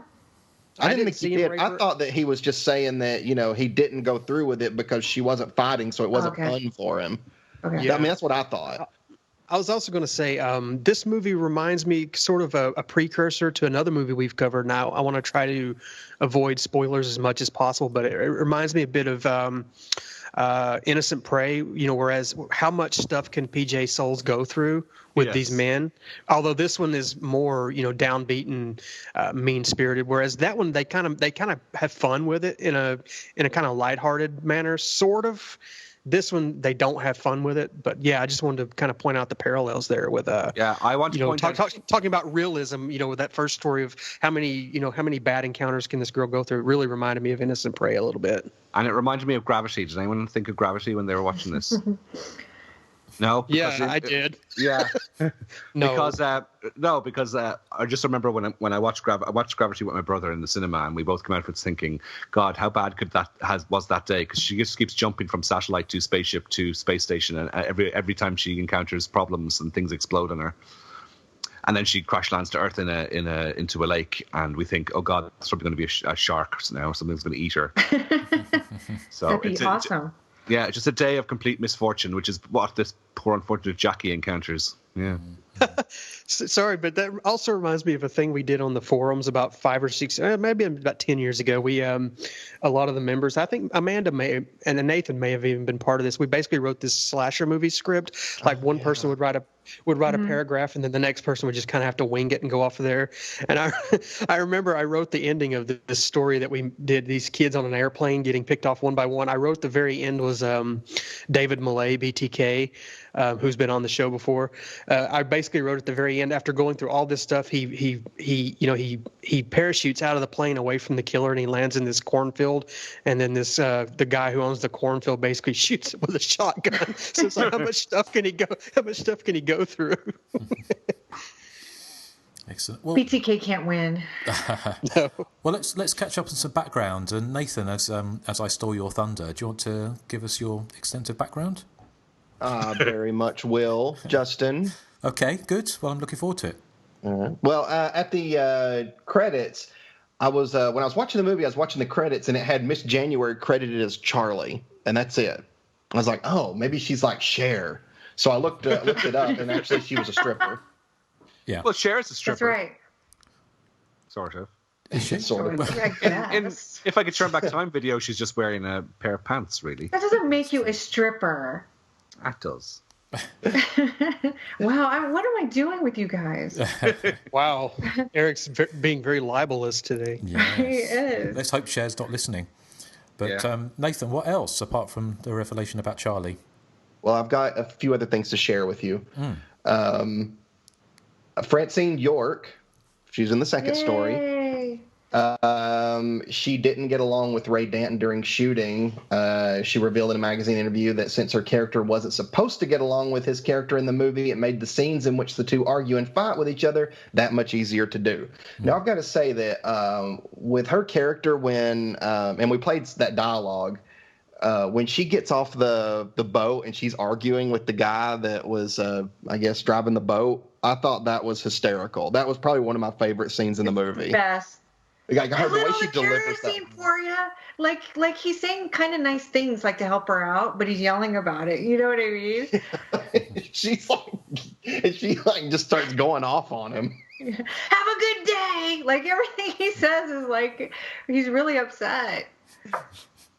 Let's see. A fire had broken out at the forest location in Topanga Canyon, California, that was used for the climax of the film. You probably could see that when you were watching Tiffany Bowling fighting Andrew Prine.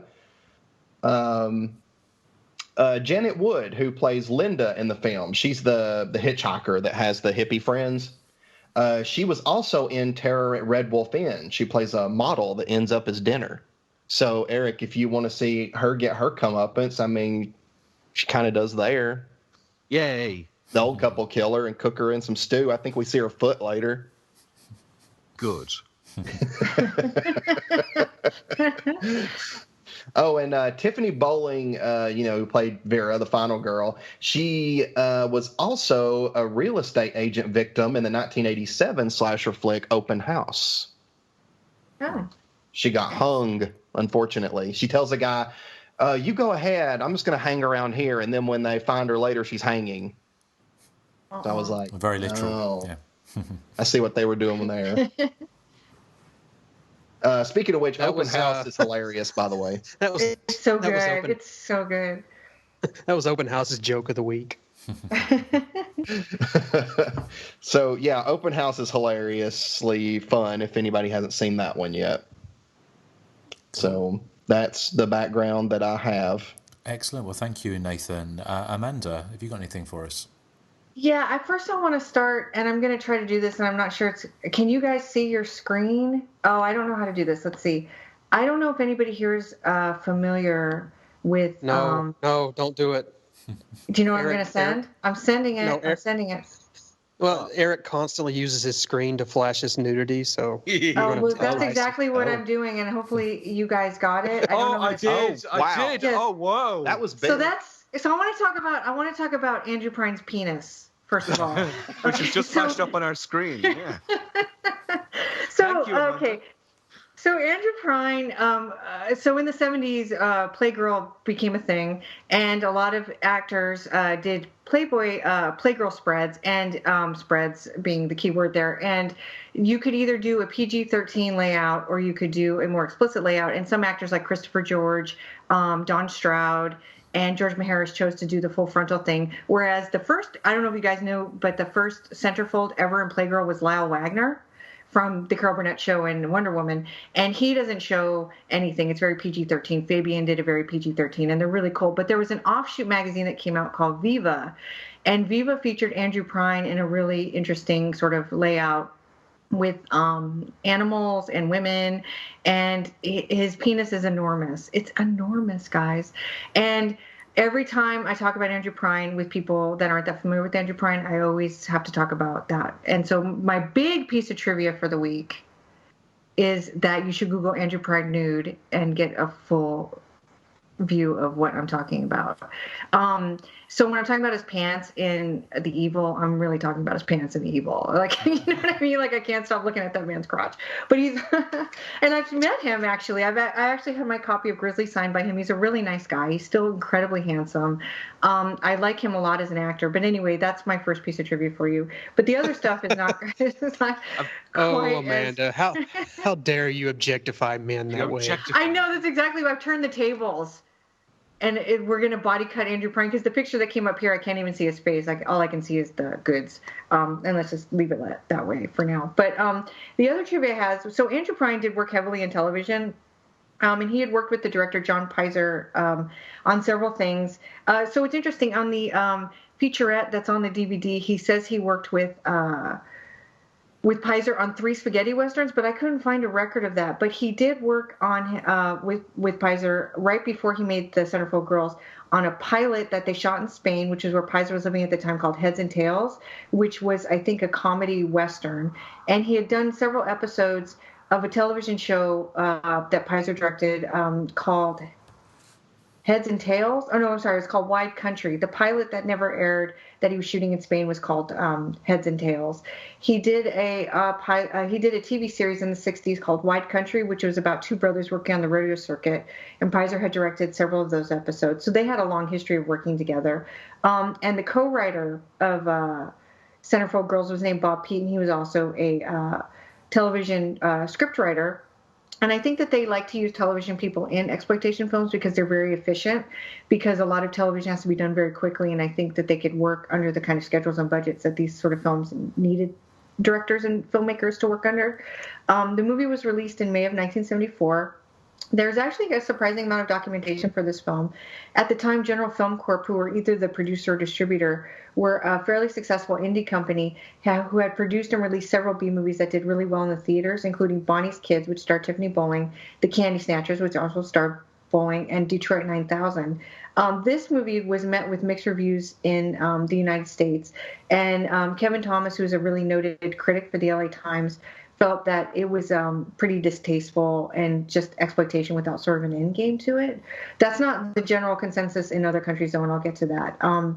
There's a magazine here that actually still exists. It was an industry magazine called Box Office Magazine, and it featured synopses of films and other information, which was actually intended to help theater managers understand the core audiences of whatever films they were going to screen at their theater. So they used to have this thing called Exploit Tips, which is where they tell you how to kind of interesting displays you can put up and things like that to promote your films. So for the Centerfold girls, they actually suggested that theaters, quote, get newspaper clippings of local rapes and muggings and the like for topical lobby and street displays.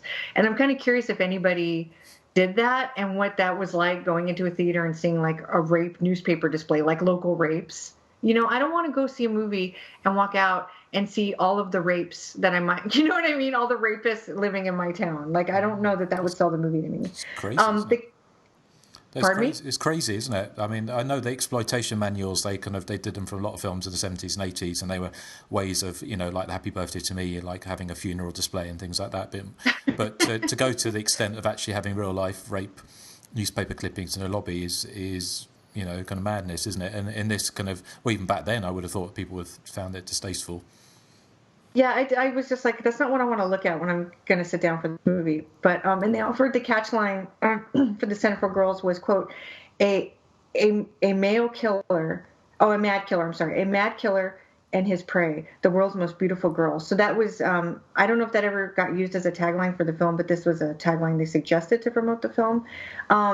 In November in Los Angeles, it doubled with The Candy Snatcher Somewhere, and was reviewed as a double feature in the newspaper. The film was actually really well received in England, which I thought was interesting because Justin gave it such a good positive review in his on your website, and I kind of wondered if it was a cultural thing, but I think some of the critics here did like it. So I don't want to discount I feel funny discounting it because I think it has merit, but at the same time there's things about it that upset me. So London's Monthly Film Bulletin loved the film. They said it was, quote, quote, intelligently offers a serious and ultimately exaggerated study of debasement and destruction of its three heroines by a leering and spiteful society, end quote, and that it dove into the day-to-day minutiae of the girls' lives as a way to show that debasement and how three professional women were diminished by their sexuality. So they were a little more on it, I think, than maybe Kevin Thomas and I might have been when we were watching it. Screen International, which was a UK publication, loved it as well and said, quote, a more jaundiced view of human nature would be difficult to find, and that it was expertly directed. And then, as Nate said, the first victim in the film who has no dialogue was a professional stripper. Andrew Prine came up with a basic color scheme for his character, which was that he would always wear black, but he lived in a completely white room. And it was meant to be that the killer saw everything in black and white, and the only time he saw color was when he killed. And that's kind of really interesting because he does see the women as sort of black and white. They're in a centerfold, therefore they must be soiled or damaged, and that it's up to him to help them. So that's kind of an interesting characterization that he added to the film. And I think finally all I have is, so Francine York in an interview mentioned that the house that they used in the second segment was supposedly used in The Ghost of Mrs. Muir, but I wasn't sure if they meant the TV series or the original film. And she called it Gold Cottage, and I also wasn't sure if it was Gold Cottage in the movie or if it was the actual name of the house, so I tried to find it. I had a very difficult time. I saw that it was located in Paradise Cove, which is near Malibu, but it may actually be something called the Neal House, which is located in Santa Barbara. But Paradise Cove, which is where they shot parts of this, has actually been used in several films and television shows, including The Rockford Files, Dr. Goldfoot and the Bikini Machine, Indecent Proposal, and Creature from the Black Lagoon. Other locations included Topanga Canyon, Woodland Hills, and Malibu proper. And Jamie Lynn Bower's car in the film is actually a Chevrolet Chevelle Malibu sports coupe. And there's also an interesting soap opera tie. Like, I didn't look up all of the actors, but Jamie Lynn Bower has been on Young and the Restless, and she was on Days of Our Lives until I think 2 years ago. And Francine York, I found out, had also been on Days of Our Lives, which is really interesting. And I think it's so of its time too. So actors in B movies today don't seem to be able to work in different types of mediums anymore. It's like they just make B movies. And back then, you could be Francine York and star in The Doll Squad, which is amazing if nobody's seen that, but Tebby Michaels film. But she could also be on soap operas and in big films and then in other things like Centerfold Girls. And you just don't see that sort of mix anymore with actors on their resumes. So I just thought it was worth noting that they had all of these actors seem to have pretty interesting careers in terms of the types of films that they made. Francine York and Jamie Lynn Bower probably being the most emblematic of that. And that's my trivia. Excellent. Well, thank you, Amanda. That's very insightful and lots of trivia there. So that's brilliant. Thanks for putting all that work in. Joseph, how about you? Have you got anything for us? The only other thing I have, Nathan and Amanda have pretty much mentioned everything, but I don't recall them saying this. Andrew Prine was in one episode of Married with Children as Psycho Dad. Nathan might remember that. Yeah, Psycho Dad. Psycho Dad. When Al Bundy was obsessed with that TV show, it was Andrew Prine playing Psycho Dad. The only other thing I have, which is not trivia at all, but I get the feeling that Erik might like Aldo Ray, and in 1 second you're going to see why, Erik. Okay, is this a still from Haunted? No. Oh yeah. I figured you might like Aldo Ray. Yeah. I figured you might put up a fight with him. I think I might have a little wrestle. Yeah. Well, thank you. He's Joseph. so fucking hot. It's just to quote Amanda. Well, you know what? I can't help it. I can't help it. There's too many men. There's too many men. I know. I feel your pain. Yeah. Okay. Well, thank you, Joseph. Anything else? No, Amanda and Nathan's pretty much covered everything I had, so. Okay, well, hopefully Eric's composed himself. I have, yes. Have you got anything left for us? I do, yes. It was filmed in December of 1973. The budget was $181,000, filmed on 16mm. Over the course of 3 weeks, shot in Los Angeles, and the beach scenes were shot at Paradise Cove. I think you mentioned that, Amanda. As part of their research, the company General Film Corp sent out a synopsis of what the film was going to be. This is before they shot the film, and an accompanying questionnaire to exhibitors and drive-in owners asking if they would show this film, if they would be willing to show the film, and they got a very enthusiastic response back. So. Well, naturally, drive-in owners were looking for nudity and sleaze at the time. Paula Shaw, who plays Mrs. Walker, who's the woman married to Aldo Ray, she went on to famously play Mrs. Voorhees in Freddy vs. Jason. And she's also... Oh my God, that's her? Yes. It is. Wow. She's also in Savage Streets, and she's also in the classic 1977 talking vagina movie Chatterbox. Which I think is one of the greatest film titles ever. Andrew Prine was also in Town That Dreaded Sundown, the original one, and he was in Amityville 2, The Possession, which is my favourite Amityville movie, if not one of my favourite films of all time. More recently, he's been relegated to working with Rob Zombie in The Lords of Salem. Aldo Ray went on to be in Human Experiments, Haunted, where he gets his kit off completely, if you're interested in seeing him with his kit off. Psychic Killer and Don't Go Near the Park. Francine York. Whoa. What? Did you say he gets his kid off? He gets his kit off. Whoa. He gets his kit off. Oh my God. Okay. That's a different... Speak more eloquently, Erik. Yeah, it might have been the 1970s, Erik, but still. Yeah. No, he gets his kit off.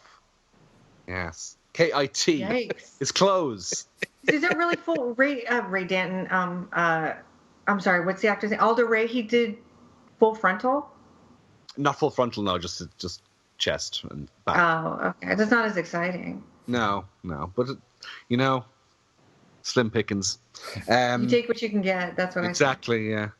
Francine York went on to play Marilyn Monroe in Marilyn Alive and Behind Bars, and that this this film was partially shot in the early 80s, and then she came on to play Marilyn Monroe, and it was completed in the early 90s. But the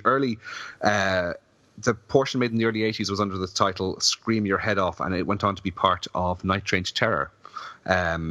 She also appeared in the web series Where the Bears Are, which is a web series of much interest to me. And that's about all I have that hasn't already been said. So, okay. Justin, over to you. Well, thank you, Eric. There's not much left. Slim pickings indeed. One other kind of slasher movie connection is Janice Blythe, who played the roommate in the last segment with Tiffany Bolling's roommate. She was in Drive-In Massacre, The Hills Have Eyes, and Spine, which is another kind of fairly misogynistic slasher movie, if I remember correctly. Seeing if there's anything else that hasn't been covered. Sorry. Well, I couldn't find a release for this for the UK, so I'm assuming it was never issued over here. Well, it might have. Well, it's the men said it got reviews, so it may have got some kind of cinema release. I don't know, but the only other thing I couldn't see anything on the BBFC website. So. Okay. I wonder if it was put out under a different title, but the only other thing, just ending on yet another James Franco connection, is that Janet Wood played Linda, the kind of evil first hippie, is still acting, and she's in a film called Mississippi Requiem with James Franco this year. So that's all the background I've got that hasn't already been covered. So thank you, everyone. What do we want to do an after the scenes? Well, after yes. Yes, I have one. I have one too. Okay.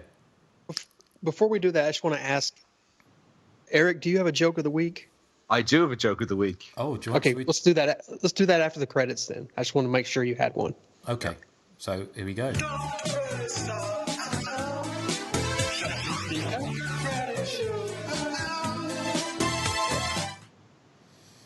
All right. After these credits, Vera obviously killed, Andrew Prine. He is dead as a doornail. So, she gets in her car and drives a little way. And then she sees like a group of hippies standing on the side of the road with their thumbs sticking out, led by Janet Wood's character, Linda. And as she gets closer, she realizes that they just don't look like good people. So she mows them down, runs over them, and then she backs up and runs over them again. And then she puts the car back in drive and runs over them a third time. And all of the hippies are dead now. Okay. Then she drives a little further, and then there's Aldo Ray and his wife. Their car's broken down. So she tosses some gasoline out the window in a match and blows them up. And lastly, two sailors are up ahead about to walk into a bar. So, she just gets out of the vehicle with that trusty knife of hers and runs up and stabs both of those guys to death.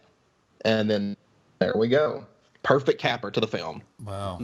Thank you, Nathan. Yes, I think I think you've validated. Well, you've kind of what's the word for it? You've satisfied your kind of you've ended your misgivings, haven't you? Exorcised his demons. Yeah. Exactly. That's what I was stretching for. So, thank you, Nathan. Amanda, what would you see as an after the credits sequence? Well, what I would like to see is, so in the third segment, when Tiffany Bowling kind of goes into hiding, when she finds out that there's somebody that might be trying to kill her, Andrew Prine calls her house, and that girl picks up the phone. And Tiffany Bowling is very specific. Don't tell anybody where I am unless it's my job and I have to go out on fly somewhere because she's a stewardess. So Andrew Prine calls, and the roommate picks up the phone, and he's like, well, where's Vera? And, oh, she's not here, and I can't tell you where she is. Well, this is her mom's doctor. And she's really sick, so I need to know where Vera is. Oh yeah, she's at this hotel. I love that. Yeah. And then Tiffany Bowling calls the house, and she's out there like swimming, and she's like kind of posing while she's swimming, like she's looking at the camera with all her makeup on, but her hair's wet, and it's like. So what I want to see is Tiffany Bowling gets in the car after she's killed Andrew Prine, and she's like, "Wow, that was so fucked up. How did he know where I was? Oh, hey, my roommate." So she goes back home and she slits that girl's throat. Drinks her blood and eats her brains. Blimey. That'd be quite an ending. That would be quite That's what she deserves it. She does. Well, thank you, Amanda. Erik, what about you? Okay, well, my thinking was very much along the same lines as Nathan's, as you can imagine. But I was going for the sequel is a supernatural one where Jackie comes back from the grave in a grudge kind of way. So she has like the black hair in front of her face and everything, and she croaks because her throat was slit. And she haunts the obnoxious hippies and kills them all in horrible ways. Yay. Excellent, excellent. What about you, Joseph? Joseph? Oh, my turn. I think Andrew Prine's character, I think he survived after she left, and he changed his name to Jay Giles and formed the Jay Giles Band because he looked a lot like Jay Giles, and then he wrote the song Centerfold. What a song. And, yeah, because I don't know if anyone else is a fan. I'm not really a fan of Jay Giles Band. I just know their songs. But I find a lot of his lyrics to be very misogynistic, so that would kind of, fit in with the Centerfold girls. Because he looks like him, and there's a song called Centerfold, so there you go. Oh, we should actually end the show on that song. Yeah, Justin. It's a classic song from the 80s. Well, maybe. I do have something in mind. Actually, that would be a good one to end on, actually. Is it a Susie song? Well, it was actually. That's what I was going to say. I was going to... Wow, so much... Play Jay Giles, please. So much for being Nathan's pick. God. I'm the one who spends I'm hours... getting the shaft on this whole episode. Well, I'm the one who spends hours editing this. Well, hey! Whoa. He likes things up his alley. He's getting the shaft. I meant the shaft in a G-rated way. Okay, well, thank you. So is it my go final? Yeah, I would say in a less G-rated way that Tiffany Bolling cuts off Andrew Prine's penis and uses a scarf because as we've seen from that photo, it was very good. Yeah. But and then she goes on. She's slightly unhinged by this whole experience because one of the things I forgot to mention actually in the kind of trivia was that apparently she hated being in this film and all these films. And her primal scream at the end of when she's killed Andrew Prine is she's saying she was screaming because of her shitty career in her own words, and her anger at being just not being able to get any work apart from exploitation movies. So, but she did the other things she did go on to do. I don't know if you've ever seen this, but if you haven't, if you search Tiffany Bolling on YouTube, she has become an ultra patriot. Who has recorded some very eye-opening videos on and songs on YouTube. Because when Wicked came out, she had an album that came out. I think it's just called Tiffany Bolling, which apparently is a real collector's item, which didn't take off because Wicked wasn't very successful at the box office. She's kind of I would say. She doesn't come across in the best way in her videos, sort of ultra right wing, patriotic kind of sort of thing. So that's. But I would say she cuts off his penis and wears it as a scarf. Would be my end of credits. That's the warmest scarf you could have. It would be. Yeah, and the longest. Yeah, Andrew Andrew Prine and I are kind of twins in that way. Well, I knew Joe was going to say that. Somewhere in the back of my mind, I just knew that was going to happen. I don't know why. Yeah, that picture you sent finally popped up on my screen. So it was like looking in a mirror, wasn't it, Joe? Yeah, from the waist down at least. Oh my God! I don't. Wait, you have really my have phone number, right? Yeah, I don't really have that Jay Giles kind of face, though. Unfortunately.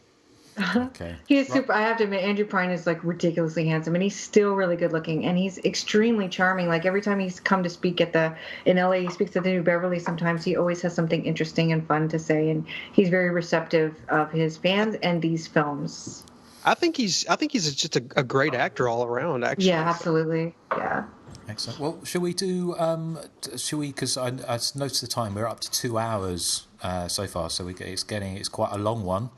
It's another thing for the end of the show, but I just because I'm mindful of the people's house I borrowed are going to be back in not too distant future, so I don't want to rush things along, but I think possibly time for this. It's my joke of the week. It's so fantastic.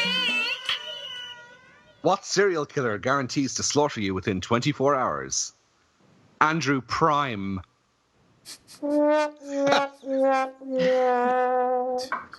That's good. That was a good one. That is a brilliant joke, actually, yes. I Eric. don't get it. Like Amazon Prime. Amazon Prime. But that's 2-day shipping. Oh, it's 1 day over here. Over here it's 2 day. That's why I didn't get it. Okay. That's the only reason why I didn't get it. Yeah, because it was 2 day. It's 2-day shipping. It's supposed to be guaranteed within 2 days. Well, you can select a 1 day. I think it might cost a little extra, but they do have it here as well. Yeah, but typically Prime is 2-day shipping. That's all my job America does. Is such a big country. We do. It was Amazon a very clever play on words there, Eric. Thank you. Excellent. If you can keep up this momentum for the rest of the year, I could. Yeah, I could be writing like for Letterman. No, Letterman's not on anymore, is he? He's going to be on Netflix. He's got a new talk show coming out. Well, whoever the big talk show, Conan O'Brien, whoever the big talk show host is over there, I'm going to be writing scripts for them soon. I can predict it. Yeah. Excellent. Well, thank you, Eric. Shall we do some feedback from the forums of people? There wasn't a massive amount, was there, on this film? But Joseph, do you want to? Yeah, just a couple here from Facebook. Jeremy Ball says, this one's worth recommending for what an oddity it really is. Sexploitation, home invasion, and slasher all rolled up in an anthology. It spins a lot of plates in the air, and they rarely drop. The pacing is quick, and it never bores me. That said, it'll never be a personal favorite. It's just a little too mean-spirited for me to revisit often, although the ending makes up for that somewhat. Regardless of my own iffy feelings, I have to admit it's a must-see for fans of 70s exploitation. Ralph, boy, I'm going to hate pronouncing this last name because okay. It says Ralph as in puke, but it looks like ass in puke. Sorry, Ralph. How to win friends and influence people, Joseph. Yes. Okay, let's just say Ralph. We'll call him Crazy Ralph. Crazy Ralph says, I'll watch pretty much anything with Andrew Prine. Very underrated actor. Mike Alishan, who chose this, says, yes, oh hell yes. And finally, our good friend Simon Logan, that's Simon Logan, says, had never seen this before, so caught up on it via YouTube and was very happy to have done so.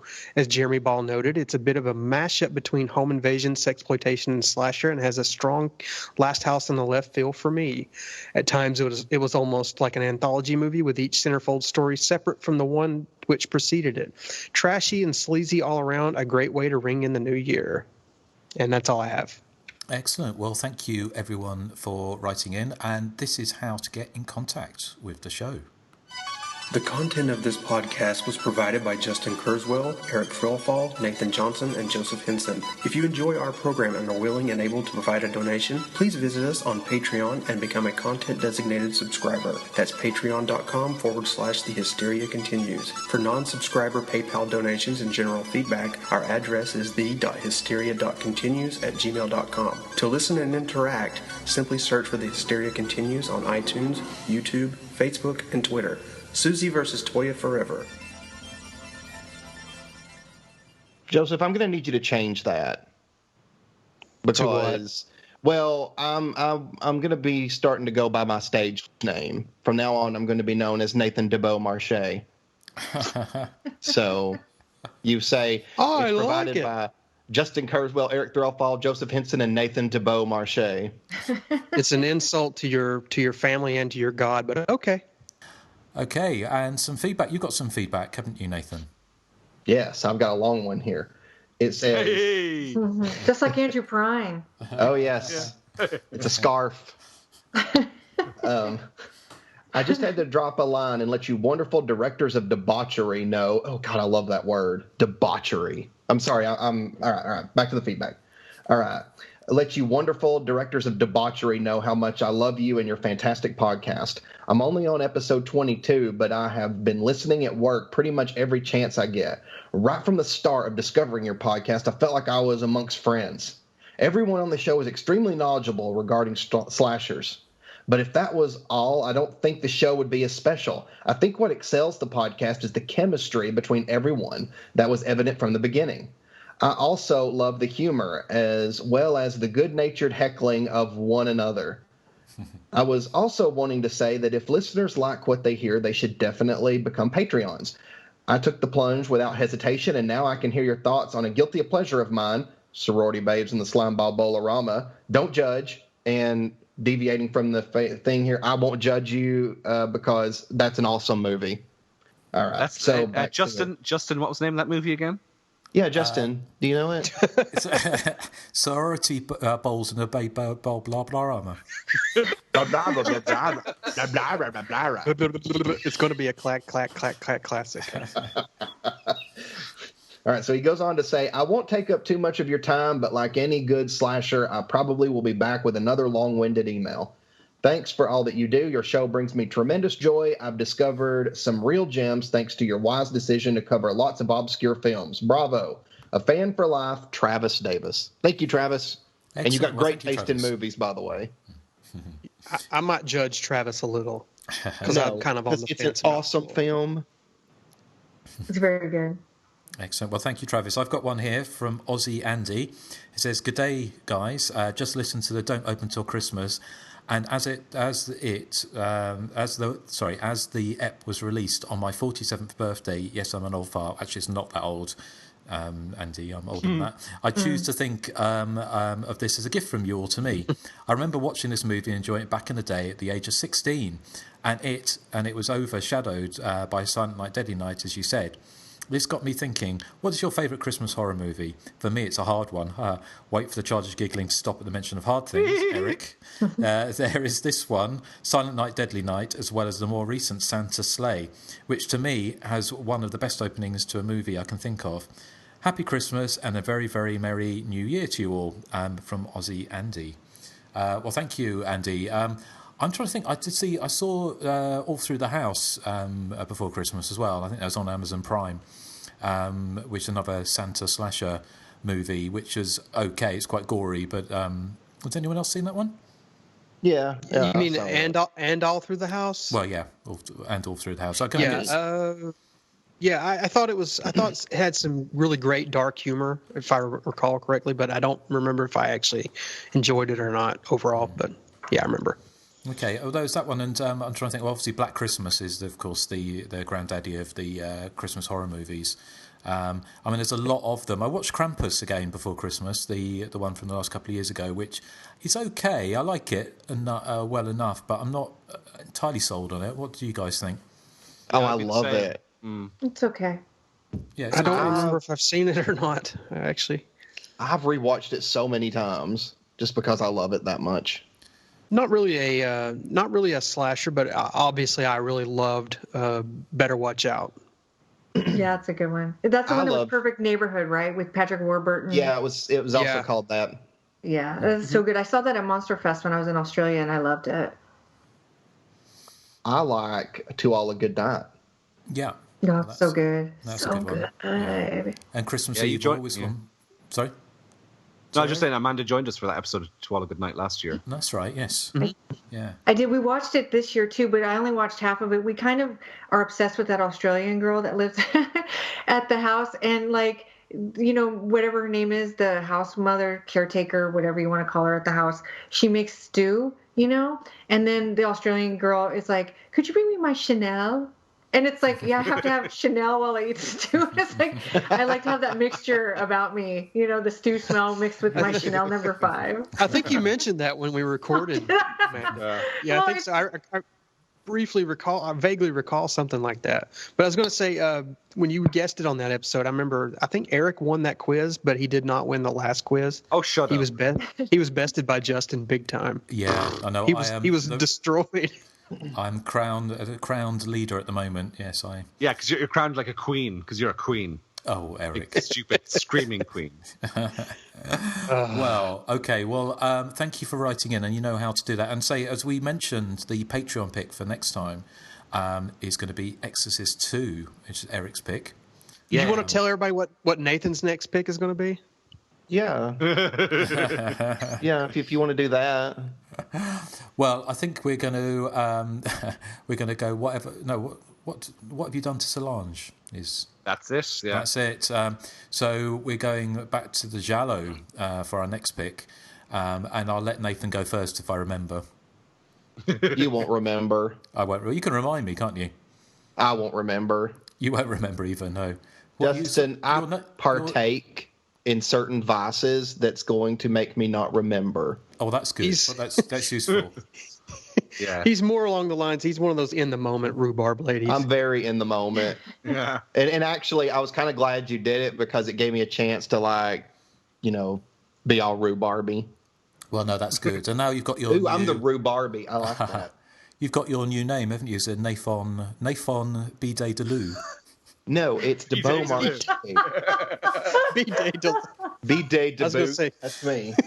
I was going to say Nathan is a rhubarby girl living in a rhubarby world. Yeah, I am. He's fantastic. I definitely am. Made of plastic.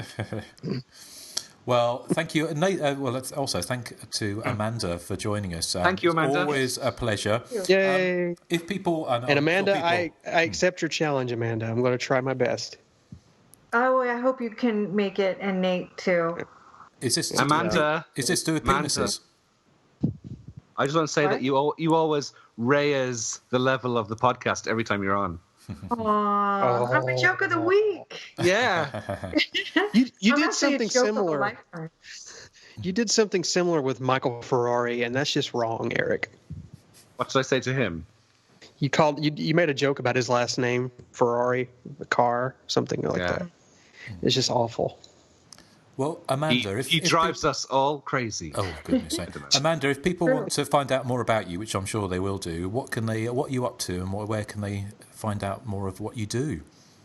I guess the best way to find me is I'm on Twitter at Made for TV Mayhem, and that's kind of where I post all my stuff. Like, I don't blog as much as I used to, but you can find if I have new posts. I'm going to be doing a Melrose Place post, so that will be there. And also, like, I have a chapter in a new book that came out called Yuletide Terror, Christmas Horror on Film and Television, and I post articles about that and promotions for that on my Twitter as well. But I wanted to mention real quick, and I have a podcast called The Made for TV Mayhem Show, which you can find on iTunes.